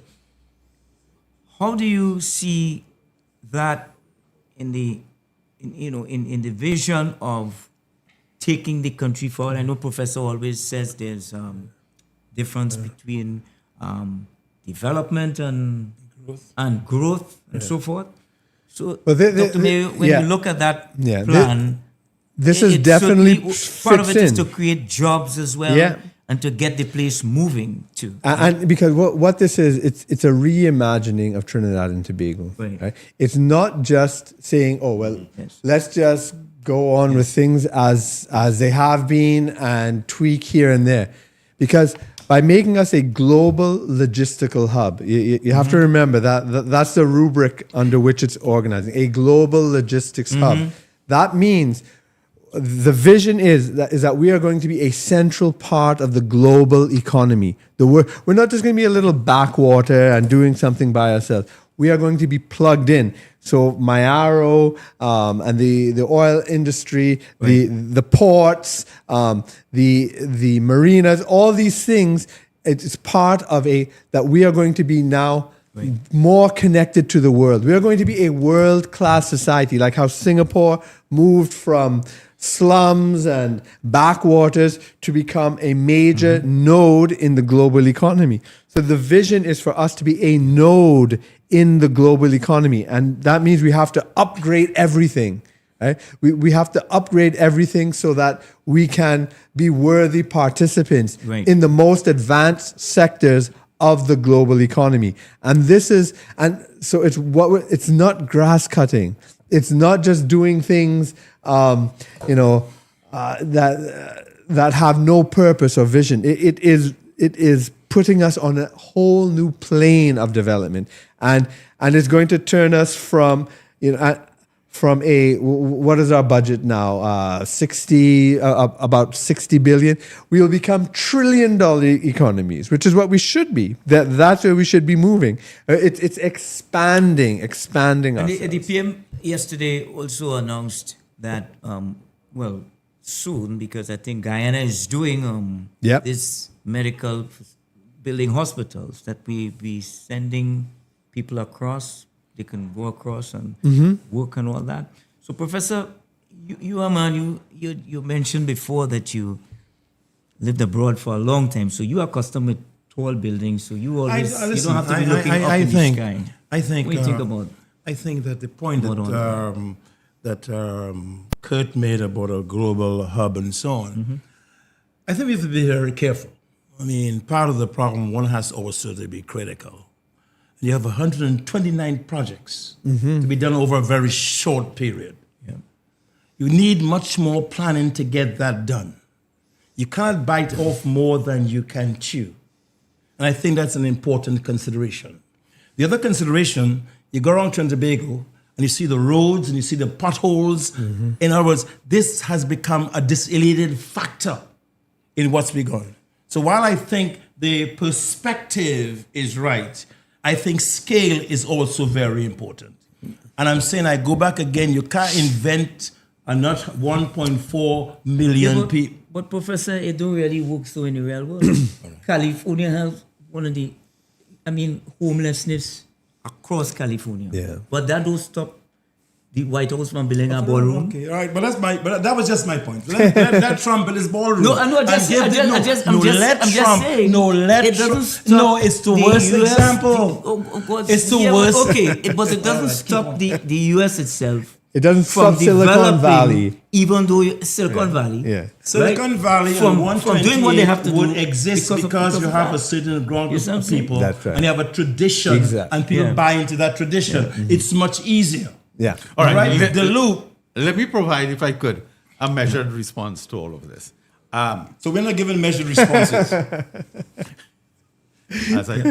Let me give a measured response. But I don't agree with Professor that you have to stop here because the roads are bad to do this. Yeah. No. But in fact, I think to take what he's saying into account is that part of the upgrading, as I said, we have to be a society worthy of that. So it requires all our roads, all our infrastructure. But I'm saying at the end of the day, development is for people, and That's people must right. do development. That's right. Not That's just right. simply growth. We had the biggest economy, the mountain people, and here we are today. Worse off. We went to a hospital, it was good yesterday, but you go to Mount Hope, you have a problem. I'm simply saying two things. I think I have the obligation to say that you talk about growth and development. How you begin to develop is very important. If you say it's development for people, That's right. that people has to be at the background. I'm not saying stop one thing. I'm saying Silicon Valley has a whole big tradition. Because, and this is why the Prime Minister concentrates on education so much. That's this what I'm is saying. But I don't see the education but dimension. Professor, Go ahead. you can't create no 50,000 jobs. Paving them road we have now. I mean, But that just... Well, you we have plenty road to big pave, projects. Plenty Jerome, road I'm to So pave. to have that kind of grand scale I employment. still You want know to what I give you mean? measured response. Yes, go ahead. Let me hear the measured response. Go Thank ahead. you. Let me hear Thank measured you. response. I like what Kirk said about reimagining. Yeah. Now, when the revitalization plan was announced, Brian Manning said that was his father's vision. The only problem with that is that his father never implemented any. His father was at the center of what they call Vision 2020. And instead of developed nation status, instead we got dangerously close to a failed state. Now they have Vision 2030. Again, they weren't able to develop. A society must think big, must have ideas, but a society must be cautious in terms of what it does. And it is never that you could only put up a big building and create other development when you fix all the roads. I remember years ago as a young journalist, the same PNM government was building the National Library in Port of Spain, and there was a national debate over that. Why must build this library and so on when they have potholes? And the counter argument was, you will never have everybody up to speed, but a country must look at fresh frontiers. And I think this represents that. But I'm almost through. Every project is not going to come into fruition in quick time. They clearly, and I read it, I studied the revitalization plan, and there are several, and they're all tied in to development and job creation, utilization of local talent and local products. Remember, this was part two. This is the private sector part of the 20,000 jobs. Remember, that whole drive, because the PNM left the state sector unmanned, unstaffed, with acting appointments. And so after the 20,000 jobs application in the public sector, this was the part two of it. Yeah. And so the Prime Minister she always has her ear to the ground, that this is not only about the fancy buildings of Vision 2020, it's about the jobs, not only that, sustainable jobs for everybody. That's why we're doing it. Kojo is the big man at UTT.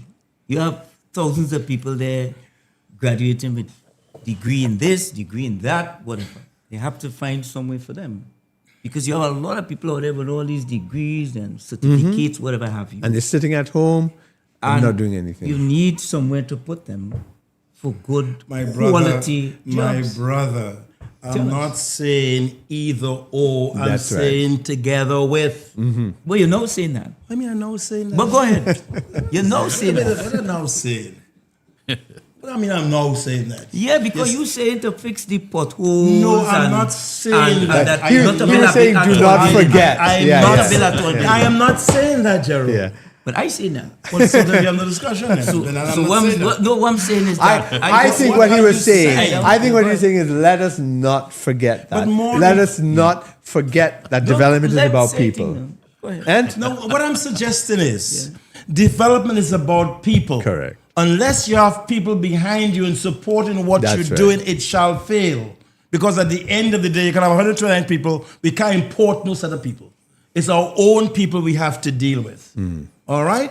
You have a sense of disalienation or alienation from, because at the end of the day, you're dealing with ordinary people who see things in their own ways. That's right. But I also want to add something. When we become a vibrant, dynamic society, we will be instead of being a net exporter of people, people will be coming. But I understand your point. I don't get the point thoroughly. Okay. These same buildings that Patrick Manning built, Tower C and Tower D and government campus. Who inside that? That's People. it. The same people you saying No. ain't benefiting from Yes. that. They're working inside Yes, there. yes. So But I'm tell saying, me- you talking about, Professor, the initialization No, part I'm not of these projects. I'm not talking- where the people may not buy in. A lot of people didn't buy into Not at- till Hyatt and all that. My But now it is My oversubscribed. argument is Oversubscribed. in spite of the oversubscribe, what is the people in terms of their everyday lives and the murders and the That's right, horses and that's we're right. seeing at the end of the day, yes, no one is saying don't bill it and people Yes. must use it because it's there. That's why I said it's neither either or That's or right. together but together with. Both. And I'm making a much other point which you may disagree with.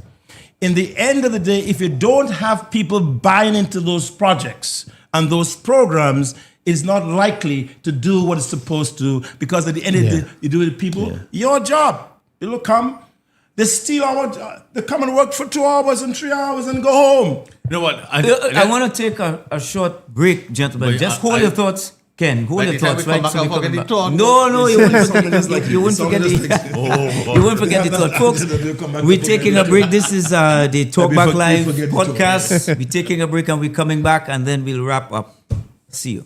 What questions you have from the order? This thing? Yeah, let me respond to some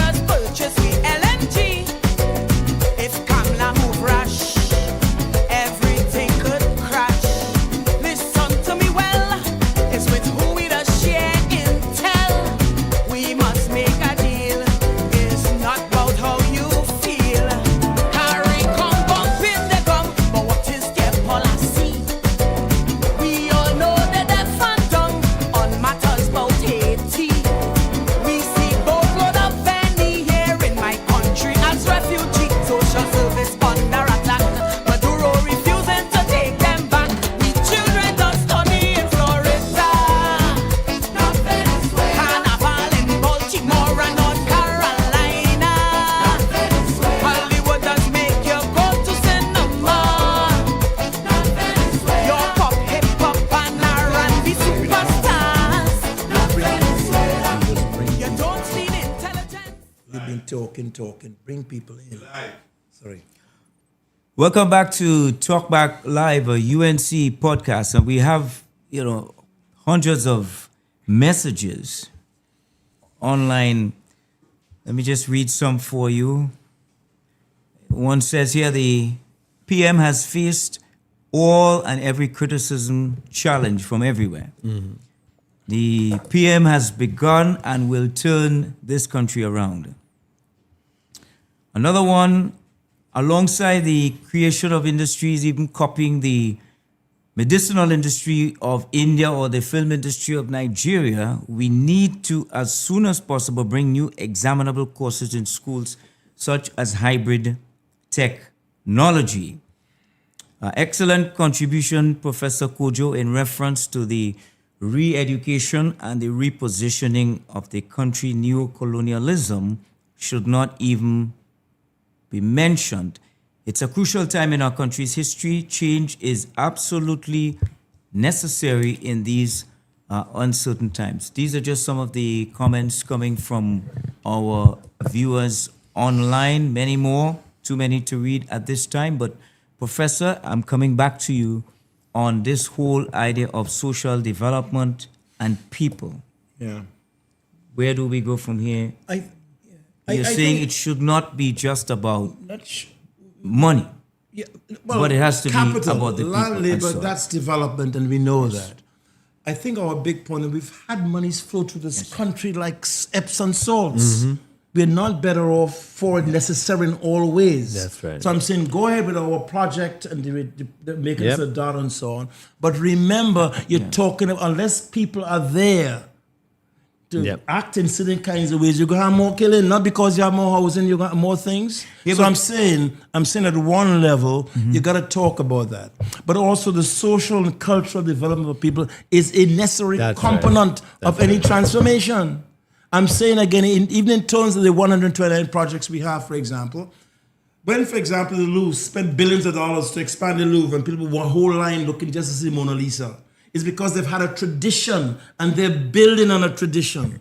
The same thing is true, you go to Egypt, you go to the Valley of Kings, you go to the Egypt Museum. People, they're building on what they've got. So in terms of just development, one moves from the known to the unknown. In other words, for example, you have to build on what you have even as you become new. It's a dialectical process. And all I'm warning against is saying, yes, all of those things are important. I'm not suggesting that alone.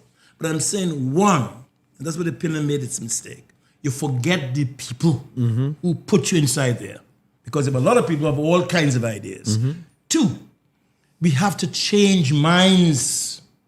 3, in terms of our cultural development. For example, I would say at my school, which I'm saying, we're trying to right now say, listen, no one should go to UTT without having a course on the history and culture of Trinidad and Tobago. No one should go to UTT without knowing what the Ramlilas are, etc., etc. How? And I said to you just now, we are the only indigenous forms of democracy in this country is the panchayat and the community councils. That's it. That's the basis of a democracy. How do we build on those things from people what they know to the unknown? So I'm saying that this, and I have not seen the emphasis, if I may say so, of education in all this transformative process. Could I pick up on that? Please do. We're heading into a cultural season. Christmas has its own culture in terms of people's performance, the performing arts and so on. And then we get into the big carnival. And we have not yet seen the government express itself in respect of the culture. And I'm convinced that we're going to see a participation. And in addition to that, you talk about things like Ram Leela and so on. Let me finish, please, Professor. In a previous incarnation of state media, it covered all the national expressions. The PNM concentrated back into urban culture. So there I mean, has you got to think on urban culture, that's your baby. I'm simply suggesting, I'm not talking about acts of culture. The Cambole, the Carnival, the who are acts. I'm saying, what is the basis behind that? How do you develop from what you got? I'm simply saying that you must have a system that begins to put emphasis on that also as you develop. That's what I'm saying. And you see, all of that from you, Professor, stems from beef, as a manner of speaking, on the 129 projects. I'm Not saying... my beef. I don't want to see no, language. I'm going to stop you. I don't have a beef. Yeah, I think from what he was saying, he was more looking at Patrick Manning's Vision 2020, build big buildings in the 2000s, and that same period we had the highest murder rate in the world. So we forgot.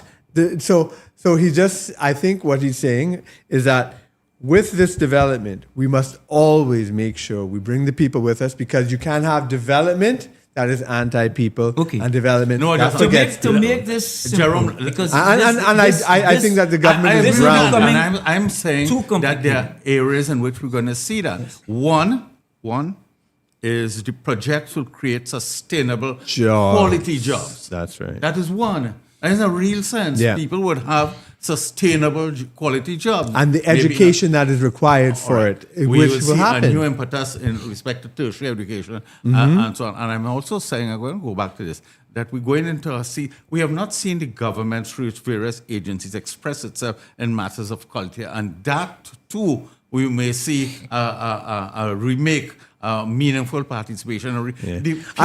You talk about Christmas, and I just want to say this, that we are such a remarkably creative people. There is besides the United States, that's our only rival. We have our own Christmas food, our own Christmas music. Not only one type of Christmas music, but 3 or 4 types of genre. Per capita, we are the most creative in the world. That's right. It's an amazing complex of traditions that we have, not only for Christmas. I'm seeing those getting greater, because there's going to be greater equity in state funding, for example. All of those are meaningful signposts of utilizing the culture, the way of life, who we are, and we need to draw on that tremendous creative, because you have the creativity of Christmas.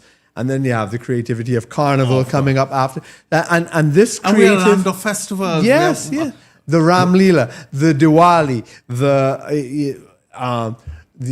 all the other little festivals we have throughout the year. Every month there's some kind of festival somewhere. Yeah. And these are the types of things that we must be building on to bring our people from the known to the unknown. But I kind of believe that we're talking about two different things. If I pick up what Professor is talking about, he's saying that these are festivals, Christmas, Ram Leela, Diwali, etc.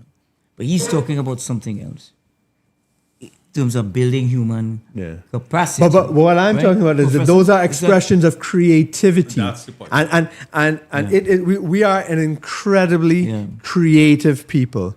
Right? And we must tap into our creativity, facilitate it. We are an ingenious people. And it's because of when the professor was talking about the Prime Minister speaking about not only her Hindu upbringing, but her spiritual Baptist upbringing and her Presbyterian upbringing, because that's how it is in Siparia down there where she is. That's how the people live. We are always intermingling with each other. And by this, it's like a chemistry. By bringing all these things together, we create new forms. Always is building human capital. Yeah. Professor, is that the point you're making? I know. I must profoundly disagree. Okay. That's not what I'm saying. There are acts of culture. Right. You talk about the Ram Leelas and so on. Yes. In our world, we are outdoor festivals. That's you right. Go to London, it's indoor. They clap and so on. That's right. We are indoor. I made that point very clear in my books. What I'm suggesting is, and let's open the minds up. I'm simply saying, since I'm going to repeat it, we can't bring in, we have all of those things that you say. It has to be directed. It has to be organized. And I'm simply suggesting that if we're talking about development, you're going to ask any child in this country about history. Even adults, they begin with Eric Williams. Although history begin with Eric Williams. That's right. That's right. We have I mean, centuries before. And we know nothing of that. How are you going to build if you don't know where you come? If I said, Kurt, where's your background? Where's your mother? Where you come from? Unless you know yourself. That's right. I'm not talking about acts and the government getting. It has to be purposeful. It has to be say, listen, this is what, and we have the example. We had billions of dollars passed through this country. That's right. We have more cars. We have more potholes. But what's the quality and the nature of our output of our human people? Right. And if you're going to develop, you have to have that. It's not just the distinction between skills, which is medical and legal, and education. How does one act purposefully in one's social development, in one society? How do we come? So we have all of those things. How do we put it together? In 1985, I put that on to you, we don't have a national cultural policy in this country. I wrote about that about 30 years ago. Do we have a national cultural policy and where we're going and what we want to do? No. Everybody pointing the Korea mentioned, give me money, give me money, give me money. The money is the point that you make, which was so very essential. Even all the talent we have. Tribe have about how much people coming? 35,000 people? Not 1 cent comes here. It goes to St. Lucia because all the thing is online. We put out all kinds of money for infrastructure. When you bring out the police and you bring out the ambulance, we are pouring monies out and nothing comes back. That's what I'm talking about. Not say, yes, we have all that. How do we organize it in a way that it promotes and propels that what we're doing in terms of that policy which we're bringing forward? And to just say, look at one side, that's good. It may sound very patriotic, but we have to look at our limitations of what we must develop to organize what a very visionary prime minister is doing. We start by disruption, what we're doing to make it, and the move that should make it, noise pollution. And I could go through all of the things which are good for the society. That's some selfish people saying they're going to tell how much money they treat for us, the money, they don't get enough money and all that kind of stuff. I'm trying to say, and I will emphasize it wherever I am, that yes, development is a two-sided kind of story. There's growth, a lot of buildings, but development entails the inner development of people, even population. What about our population? Where it's going now? What's the nature of the population? And how does you have development, financial, etc.? What about population development? What does that do with your own development? They do nothing?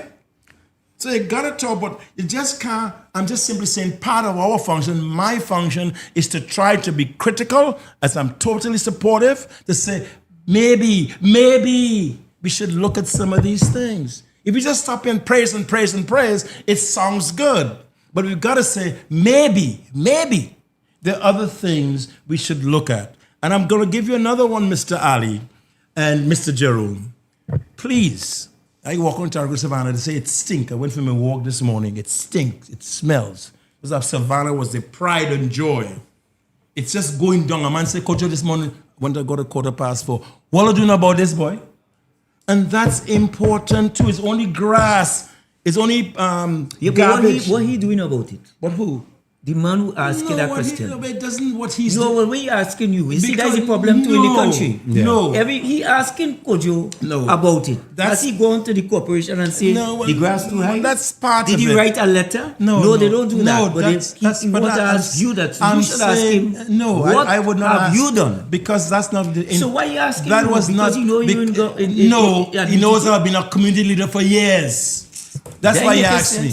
Yeah. That's why he asked me. But could you what be I'm saying, careful about no, the chatter too? Not the Who trust, just it was just a asking a distraction. million questions and they themselves What I'm saying, Could I- Jerome, not engaging. could I say these one issues thing? themselves. Go ahead, sorry. Stemming from what Professor Kuchar said, just one aspect of it. Sorry. I thought in 2010 when the Prime Minister set up a Ministry of Multiculturalism, I was extremely heartened. And I could say that. I critiqued it. I'm sorry? I did a long critique of the I reached out to the then minister and I said I had some thoughts on it because spending some time that was Gypsy? Yeah. Spending some time in Canada where they have a policy, which works to an extent, nothing works perfectly. And so when you're drafting your policy, I may have some input. But I think he felt then, and I think a number of ministers of culture feel the Ministry of Culture is just a dispense. He never set up a policy, and well, I don't want to call names. And I think, and I'm saying all of that to say that I agree with your point about setting up a national cultural policy. And I don't know if we're saying... And they had one, No, I'm not saying... I don't know if we're saying the same thing, so let me express my thought. Sorry, go ahead. There's a very diverse society. Very what? A diverse society. Yeah, that's true. One element of this, not all, pertains to equitable funding of activities. Just one. That's what when Walcott went and received his Nobel Literature Prize, he spoke about Ram Leela, and a large section of the society have no appreciation of Ram Leela, as indeed many don't have appreciation of many other aspects. Yeah. This is one way in which we begin the long march after so many years of independence and living together to harmonize our people, bring us under the... Let me say one thing on that. The Canadian example is a long critique of multiculturalism. Go to John Campbell's book. In 1867, we were the most diverse society in the world. Right. We don't have to look at Canada. Yeah. What I'm saying, we've all of the language was spoken. Get it, look at it. Absolutely. So it's not new to us. So what I'm suggesting is that perhaps a deeper knowledge of where we come from, I could curse and cut you, and we come back and talk and drink tomorrow. You go back to the other thing, or we don't live on politics. What I'm simply suggesting is that we've got to be careful in all of our enthusiasm. We don't repeat what Professor, I just want to make one more point. Make a point. Sorry, No. I don't think the points are mutually exclusive. Yes, that's right. What we are saying about development and buildings and so on doesn't negate this, and this doesn't negate that either. So that, in my respectful view, they're two different points, nobody will disagree. We have so much, and that's why I said cuisine. That's what I said. We party. I'm not saying either or, but together. Right, you're absolutely right. That's my thing. You're absolutely right. Either or. Yeah. Look at the way we live. Look at all the streams of culture. Look at the diversity that enriches the society. But from a state level, not enough has been done.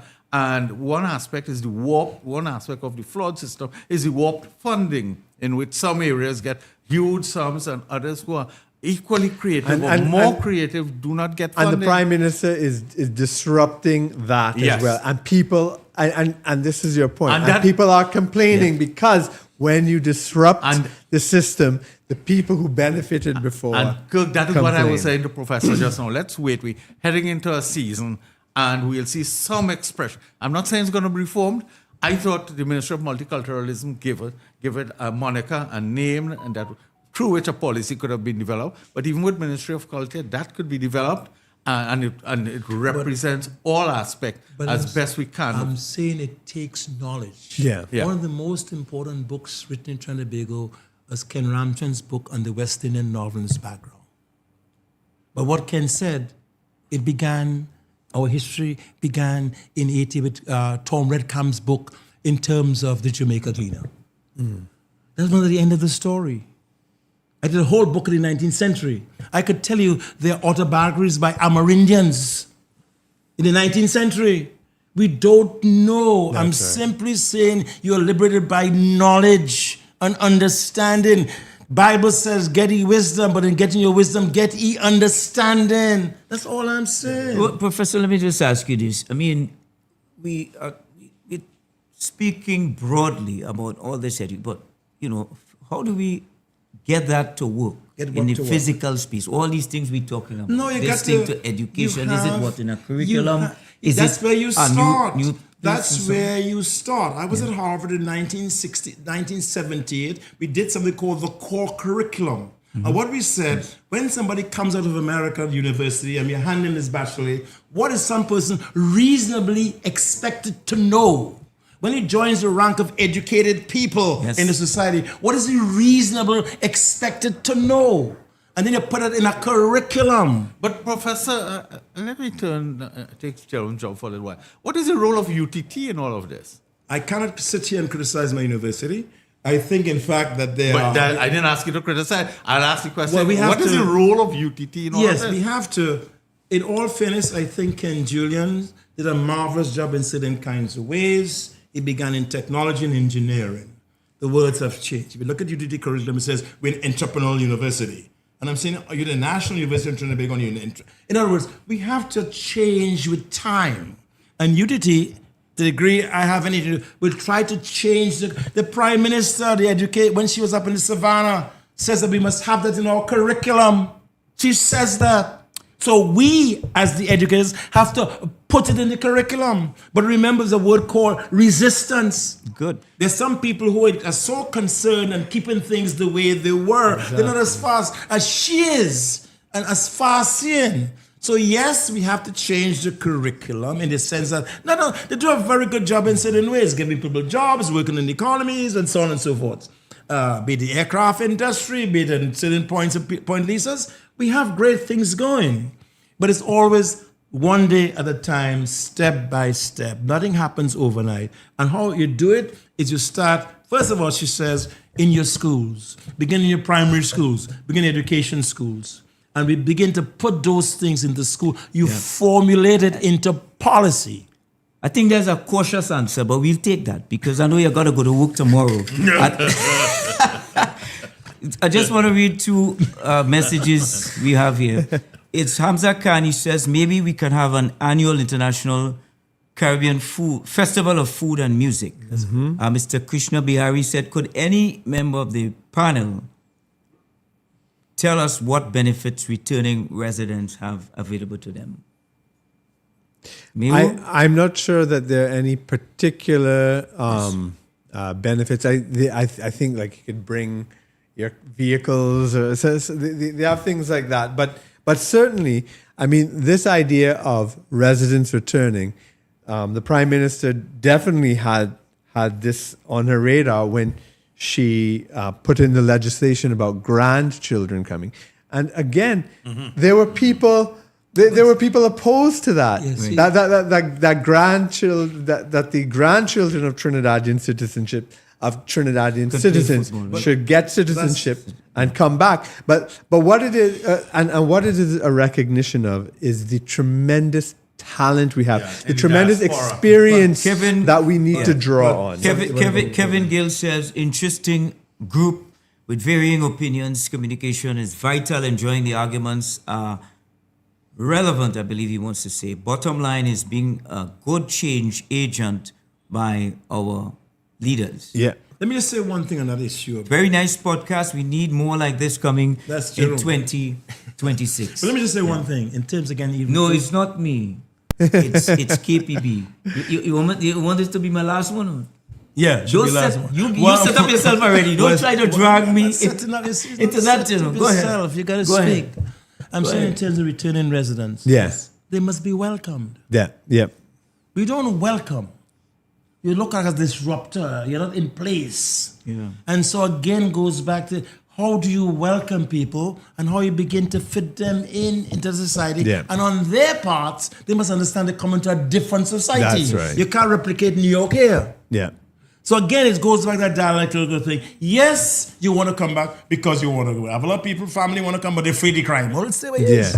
I just want to make one small point on that. It is good that there is a discussion about coming back. Yeah. Because for too many years, including the last 10, there was this brain drain. Yeah. A lot of people leaving the country. I was just telling somebody about the historical demography of the country, right? So there's up to 1962, every year we had more people coming into this country than leaving. We were a net importer of persons because Trinidad was attractive to people. And it is amazing when you look at the statistics. It's from, I believe it's 62, but definitely in the 60s. Every year we became a net exporter of persons, except for a little period in the 1990s, around 95, 96.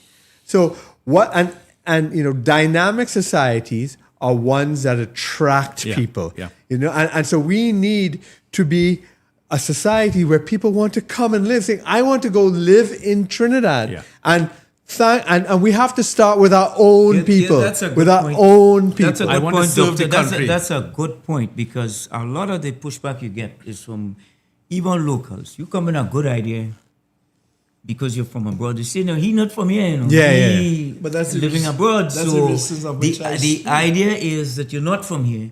But the same people who telling you that on Amazon. That's right. Buying stuff on Amazon. But And bringing it, they're bringing buy it. stuff. So, but the acceptance from people themselves is very difficult. And I mean, you know, if I tell Kenny about a good mixing board, he say, no, I know what I want. But he, you know. I mean, you know. How you know he So that's so the problem you get the with rate at Trini which is you're to going, accept he will you. not invite you back. No, but what I'm saying. If I tell him about a good mic, he say, no, I have it already. But what I'm saying, Yes. we have not yet learned to welcome people Yes. Yeah. and make them feel at I think so, home yes. and make them feel they can make a contribution. But that is changing. And they have their own hubris. Yes, They're coming from of abroad, course. you know it all. Yeah. So Yes. how do you do it again? Part of Operating it, in- Professor, it doesn't disqualify the point you're making. But part of it is we're so accustomed, as Jerome said, a flight of people. We've had a huge brain drain. Yeah. Everybody has been a one-way street. But you're right, we have to. One of the things. Here's a little thing. You know, we have all very bad or no road signs in Trinidad. Oh, yeah. You know, and it's because Well, it's people expect, improved well, lately. you know, you should know where you go. You don't know where you're going because we're not catering for people who are just coming to a place for the first time and need to know at this turnoff where's south, where's north, where you're going here, because there's an assumption that you should just know. It's like not welcoming the stranger. It's not Yes. saying, listen, we, you know, In fact, we are here understanding that new people are coming all the time, and we want to embrace when I that. got that job and went into somebody wrote me and told me, listen, they don't see you as a Trinidadian, you know. They see you as a Yankee coming in here. Yeah. And the resistant bills, you could figure it, Trini. But they don't see you in those terms. Yeah. You see what I'm saying? So all of those things, I know it's not, the burden is not on them, it's also on me. That's right. It's a mutual sense of responsibility. But again, I go back to those dimensions, which if you're going to invite people back, what you're coming back to, what's going to happen next? I would like to, maybe it impacts, I know it impacts on the point you were making earlier. You know, in the post-independence era of Dr. Williams, we had a creative burst in this country.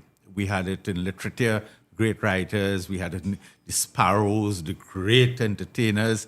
We had it in sports, 1976 with Crawford being the fastest man in the world. There was that creative burst that went for several years because Dr. Williams and the spirit of independence and so on, and we were tied in with what was happening in India and was tied in with what was happening in Africa. And Dr. Williams spoke to us and all these things. Bandon Conference. And that creativity has died in every area. Look what Calypso has No, become. well, I've noticed that too. There have been periods. The Federation period was one, 60s was another. The NAR period, you know, when you had that Right. second generation And of one of is two- tied into the and, other. And Yeah. the 90s, when the UNC first came into Yes, government, yes. and so we have to birth a creative revolution Yeah. at this point, a And- creative revolution in the arts. And the In the agencies arts. like the National Carnival Commission Yeah. and others have a crucial role in that. Yeah. They have a very crucial role to create that renaissance in the arts. And so when all that comes together, the economic development, the artistic development, the creative development, Yeah. that's when you have a true renaissance in society. And that's Right. what we should be aiming for. So, gentlemen, I wanted just to go around to everybody because I think we're on a great high. This thing is broken records again tonight, Professor. Where's the records? But I'm going to start with, What records you With, got? Records. Go ahead. well, I come like you. I can't see everything. Dr. Mayu, where do we go from here? We've had KPB 2.0, Office 7 months. I think she is doing what she said she was going to do on the campaign trail. She's moving ahead, pushing the bills, moving with the infrastructural work, and of course, trying to keep the place safe as much as possible. Where do you see us as we continue to move on in terms of the state and building the nation going forward? Well, let's take it in two parts. One is that this government is a government like no other. let's take in terms of promises made, promises kept, the saying that was popularized during the budget, because it's so true. I mean, we've never seen a government keep so many campaign promises so consistently, one after the other, so many in these 7 months. And this, I'm sure, is going to continue. But it's not only the fact that promises are being kept, and so many promises, and so quickly. It is the nature of these promises. These are revolutionary changes, disruptive changes in the society. Right. It's tackling the fundamental issues that we've been facing. And so there are two things. More and more areas where this government is going to tackle. And so there's going to be more and more pushback, because that's what happens with disruption. So we need to be, because remember, you cannot have truth without courage. You cannot have truth without bravery. And you cannot have truth without the willingness to fight for it. So that is what is going to happen. So we are going to be moving into new areas, and then the areas that we've already touched and have begun to change. We've not transformed it yet, right?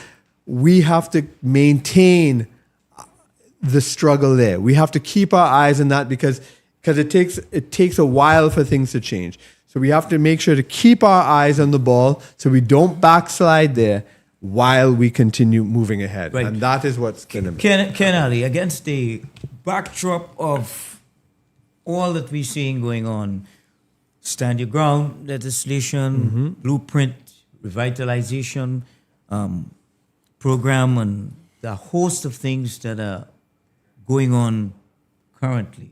How do you see us, the state taking the nation and the outlook Jerome, based on when last we had assembled was the election night. 7 months ago. And we didn't know what would have happened. We had hopes, we had policy measures, we had manifestos and so on. You didn't know what was going to happen? Well, we couldn't be sure. I knew what was going to happen. I just wasn't sure what time it was. But it happened at 9 o'clock. No, You didn't know what was going to happen? My record in the papers, boy. The day before I say so. Oh no, I'm not. Right, I I'm knew not it was talking about the gonna- election it was- results. Just gentlemen, you all are gobbling up Okay, my. Ken, I was not talking about the election results. I was Okay. saying what Yes. would happen in the succeeding months. Okay. And this is what I okay. want. All right. Now you It clarify may that. be past your bedtime, my friend, but listen to me Okay. intently. Okay. Maybe it is. Yeah, no. I was talking about what we anticipate would happen. Yes. So that's what I want to speak to, because that's your question. Now, a lot has happened. If you ask me, and you spoke about it before, Yes. the primary, there have been advances, as Kirk has said, on several fields, and I don't need to revisit them. The efforts to redistribute wealth, I think, is a primary one, and I say it's a primary one because it requires a structural reformation of the society. It is not just topical like fixing a road or even putting up a building. It requires a structural remake. And I think the Prime Minister has taken that. She has taken on the elites. She called them the fake elites and so on. I think that is a signal, that's a seminal achievement so far. And that courage, that work ethic, that drive, that focus, and the team she has, and the level of accomplishment over the last 7 months suggests we're on the road to fulfilling the manifesto, to restructuring the society. We'll never really totally get maybe the equity that we would like, but I see this is a historic, revolutionary administration under a very transformative Prime Minister. Agreed. Professor, you're the. I have to leave you for last because I know you're gonna I'm going to do what? take the least amount of time.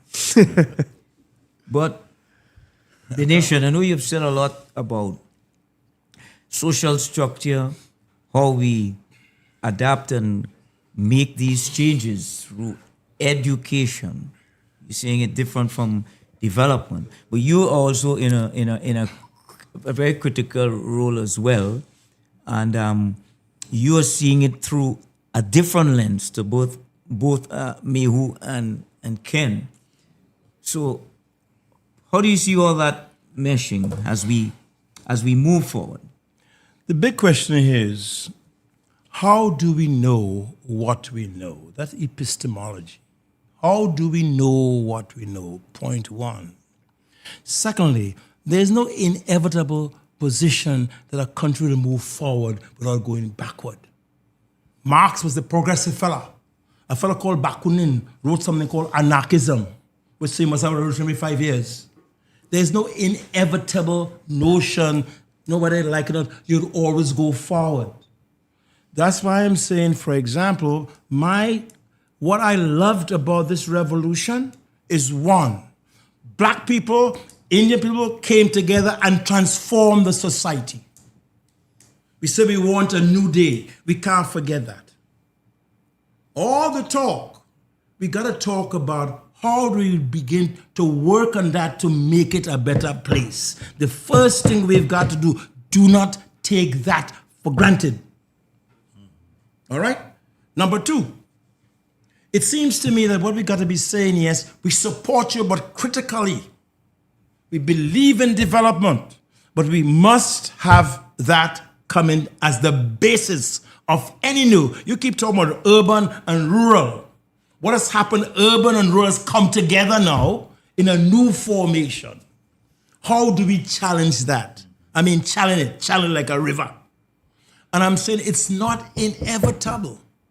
And so, yes, have your programs. I'll say it now. But we have to people must see us doing things and have faith in terms of their own surroundings, not just pothole and so on. Look at the grandiose vision, but look at where we are and how we come together to build a new society. Through what? Actions. How do we act together in our communities? I did a piece years ago and saw the community is a fulcrum around which development takes place. It's in your communities where people live with one another. I got Hindu neighbors and right around me. How do we live together? Because we got to take it forward. You talk about the amount of, you didn't say it the way you should be saying it.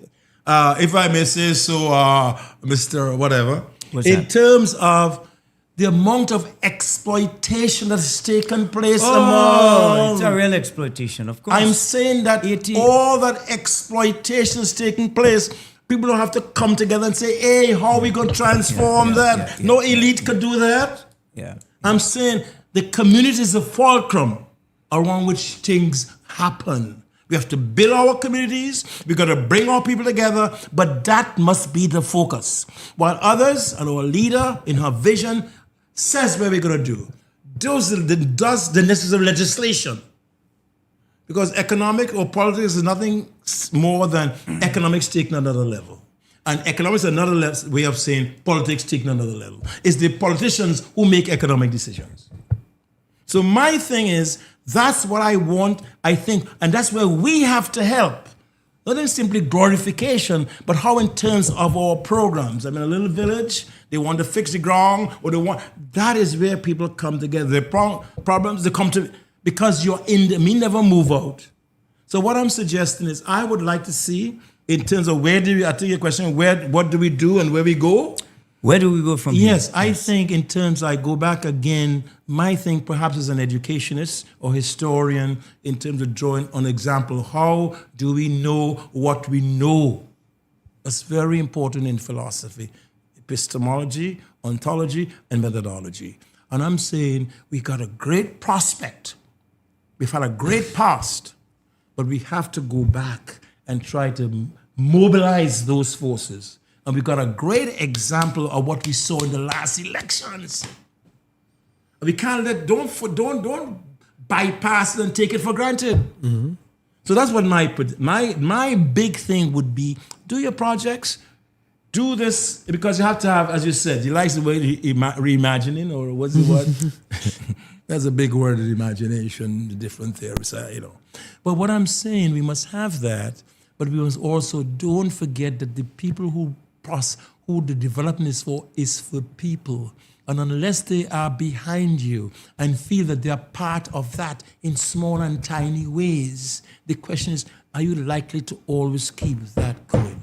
And that's where I would say, I like to see us going. More emphasis on those things, not either or, but together with, don't forget that dimension. That's how I see us going. So you feel what it's that there's a tendency to drift away from people over Just time. not There's to a drift away. danger. There's a danger. Yes. But I'm saying the important thing, we are a peculiar society. You talk about multiculturalism. We have our own That's right. specifics. Kurt does a lot of work about that. All right? And we have to do and say, listen, we always at an edge. There's no glory part going forward. And we got to build it up. When I speak for the ordinary guys who work in Tagarego, Orange Grove, with all the put up on them buildings with Massey, more building, more storehouses, taking away good productive land. It's like when they see the development, ordinary citizens have to say, I can be a part of that. That's for me. It's not for other people. But and this is why the Prime Minister has tied this into the jobs, because then they can see, I could work there. That's something that, or if not me, my child could work there. And once we make sure it's connected in a very real way, so it's not like, oh, well, I have to send my child abroad because there's no future for them here. That's what too many citizens say. There's no future for my child in Trinidad. I have to send them One thing, I abroad. want to bring in my chair, the leader of the discussion. Sir, Yes, can go I ahead. engage you? Of course. And you usually say, which I think is one of your great points. You don't have many great points, but one of your great points in terms of when you talk about Florida and the worker society. You could take anybody, make Yes. that point again for me in terms of people in the workplace. That anybody could do things, etc. Right, You're big on that. because Say what it is. People haven't heard Florida, it. about 80% of the people in Florida, a lot of them, is not focused on degrees and all this certificate and so on. It's on training. Correct. So you work in a bank, they train you how to do the books. You work in a factory, you work in any plant, organization, Yeah. in a plant and so on. They believe that anybody, once you finish high school, so a lot of people who are in the 50s just come out high school. That's right. And earning good salaries. That's right. Because they train in specific, so like Better than people with an Lockheed English degree. Martin, that doing plane parts and so on. They train you how You need a to department, but go ahead. how to do, aeronautical and so on. They train you in all areas. So whichever area that you need to enter, they will train you for that specific Correct. area. But it's not like here where you're just moving up in the public service. So if you in the public service and you say doing not communication, but people who use like Adobe Suite or whatever, right? Somebody who started maybe 20 years ago might have been drawing with pencil and Yeah. whatever. Somebody now is Adobe. Yeah. You gotta know After Effects, you gotta know Illustrator, you gotta know Photoshop, etc. Right? Because that is the global industry standard that you're starting. No, but let me just So you ask gotta you- be trained. So the person who is trained in that is the person who will be able to make a television station look good. So if Right. you are expert in After Effects, you could make a TV station here look like CNN. But what I'm saying, We one have to more be thing to trained in add to that. what you said, see? which I think I got guided from your discussion. On Yes. this. We have a notion here. You have a degree, so therefore you must have a work. Yeah.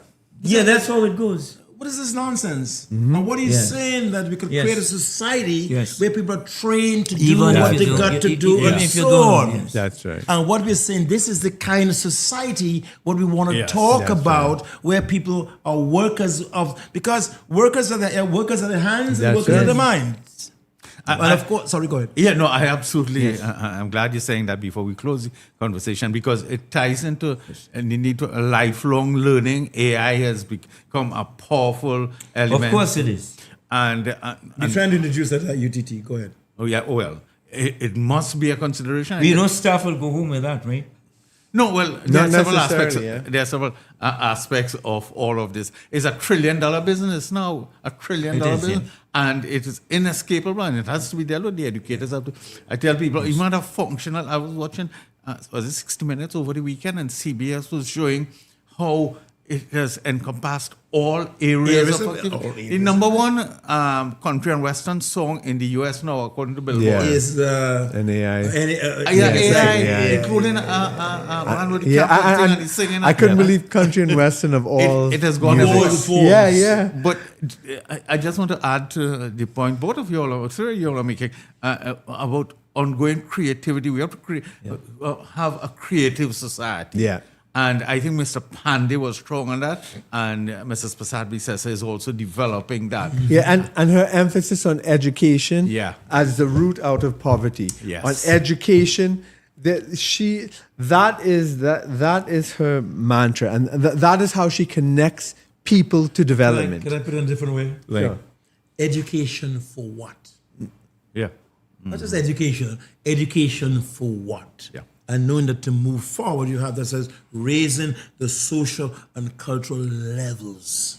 which is One amazing. aspect, and only one aspect, is tying the skills we're developing to the jobs that are available. Let me ask and you the a society question. we're trying to You create. have a proper central statistical office? No, well, Exactly. that's a scandal because no, and that's a scandal. I want to address Absolutely. briefly, Professor. Let me tell you, And- in the 2015 PNM manifesto, they talk about remaking the CSO because they were disputing the figures That's when they right. said crime. Mrs. Pasad says the government said crime went down and unemployment went down. Embert was saying no. The CSO needs to be reformed. They came into government, they said we're going to reform the CSO. And they mash it up. And they mash it up so they will distort the figures. And then they force central bank to hide the figures. Yeah. We don't And even so- have a 2020 census. No, Right. absolutely. And that, in the end, is the point. What is science? The capacity of prediction. If I drop this Of glass, observation. and then prediction. Yeah. And if I put it, say, going to go back down. The laws of it will go back down. Yeah.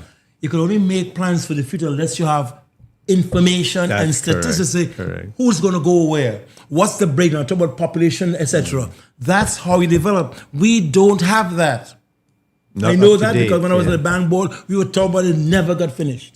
Yeah. How do we do that? The capacity or the science of prediction, what jobs are likely, etc., to the degree we can, with all the transformations that's taking place. We don't even have proper statistical department. No, we've moved back. You see? Back. So what I'm saying in terms of that's how you kind of say, let's make it, let's predict, let's see what areas, Yeah. even as we do all of the things that we do. Absolutely. You must be able to measure. Sure. You must be. And predict, not measure, but that's what Indeed. the capacity to predict, not simply describe phenomenon, Yeah, to predict where we're going, etc., etc. indeed. Well, gentlemen, I want to thank you so much for this real over-the-top broadcast tonight. I know, just as you close, I have received several messages. Let's hear it, let's hear it. Positive. Well, Let's hear it. all of them are the same theme you have said. But read it. Yes. Well, let me read one. Yes, but give I me don't one. want Of to- course, go ahead, read some. Well, Tell I don't us. want to read all, but But not all. I will read one that speaks about Of course. people are really. We've had hundreds of messages Yeah, we tonight. And, it's even more effective than radio taking a phone It was call. an We have excellent. more It was an voices excellent coming in. discussion. Very good discussion. Yes. All panelists sounded well informed. Must do this more often. And this Yes. is just one of several. And you would have gotten. Everybody would have gotten. And Yes. I know a lot of people posted on social media.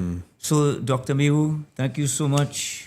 Professor Kojo, thank you so Thank much. you, my brother, Ken for having Ali. us. Kenny Phillips is in the background. He never showed his face because he playing it safe.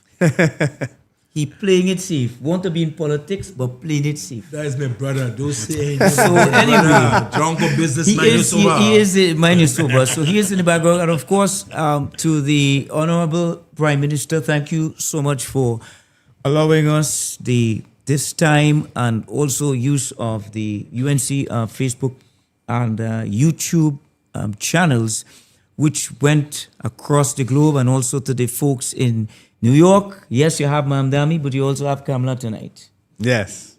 It's a big deal. Eh? A lot of people- They have Mamdami, but they still won't come. And I'm telling In you, New York Kamala is tonight. more revolutionary than Mamdani. You know what I mean? So, Let me hail out just one person. Sure, of Our course. great friend Wall Street from New that's Jersey. right. Yes, yes, Wall yes. Street shared our I think Broadcast. Live Yeah, stream? yeah. And Yeah, I that's think he's wonderful. coming into Trinidad. We'll get to see him. Of And course. he continues to Yes. fly our flag. Yes. Wonderful person, Anselm. Successful athlete, very successful Yeah. athlete and so on. So just want to hail him out. Yeah. And thank you to all the viewers out there on social media. When we'll do this again, most likely after Santa comes down, right? Could be. End of the year Everybody thing busy. might be a good thing. Busy. And So end of year in review. we'll see how it goes Indeed. as we go along. So I'm Jerome. I want to do Lewis. one more thing before you get Tell me. Jerome. Let me thank Mr. Kenny, Mr. Jerome Lewis for the fantastic job he does and always does, Mr. Kenny. Thank you. Yes, thank you. Thank you Thank you very much. All right, so folks, we'll see you soon. Take care. This is the Talkback Live UNC podcast. Thank you for joining us and be safe out there.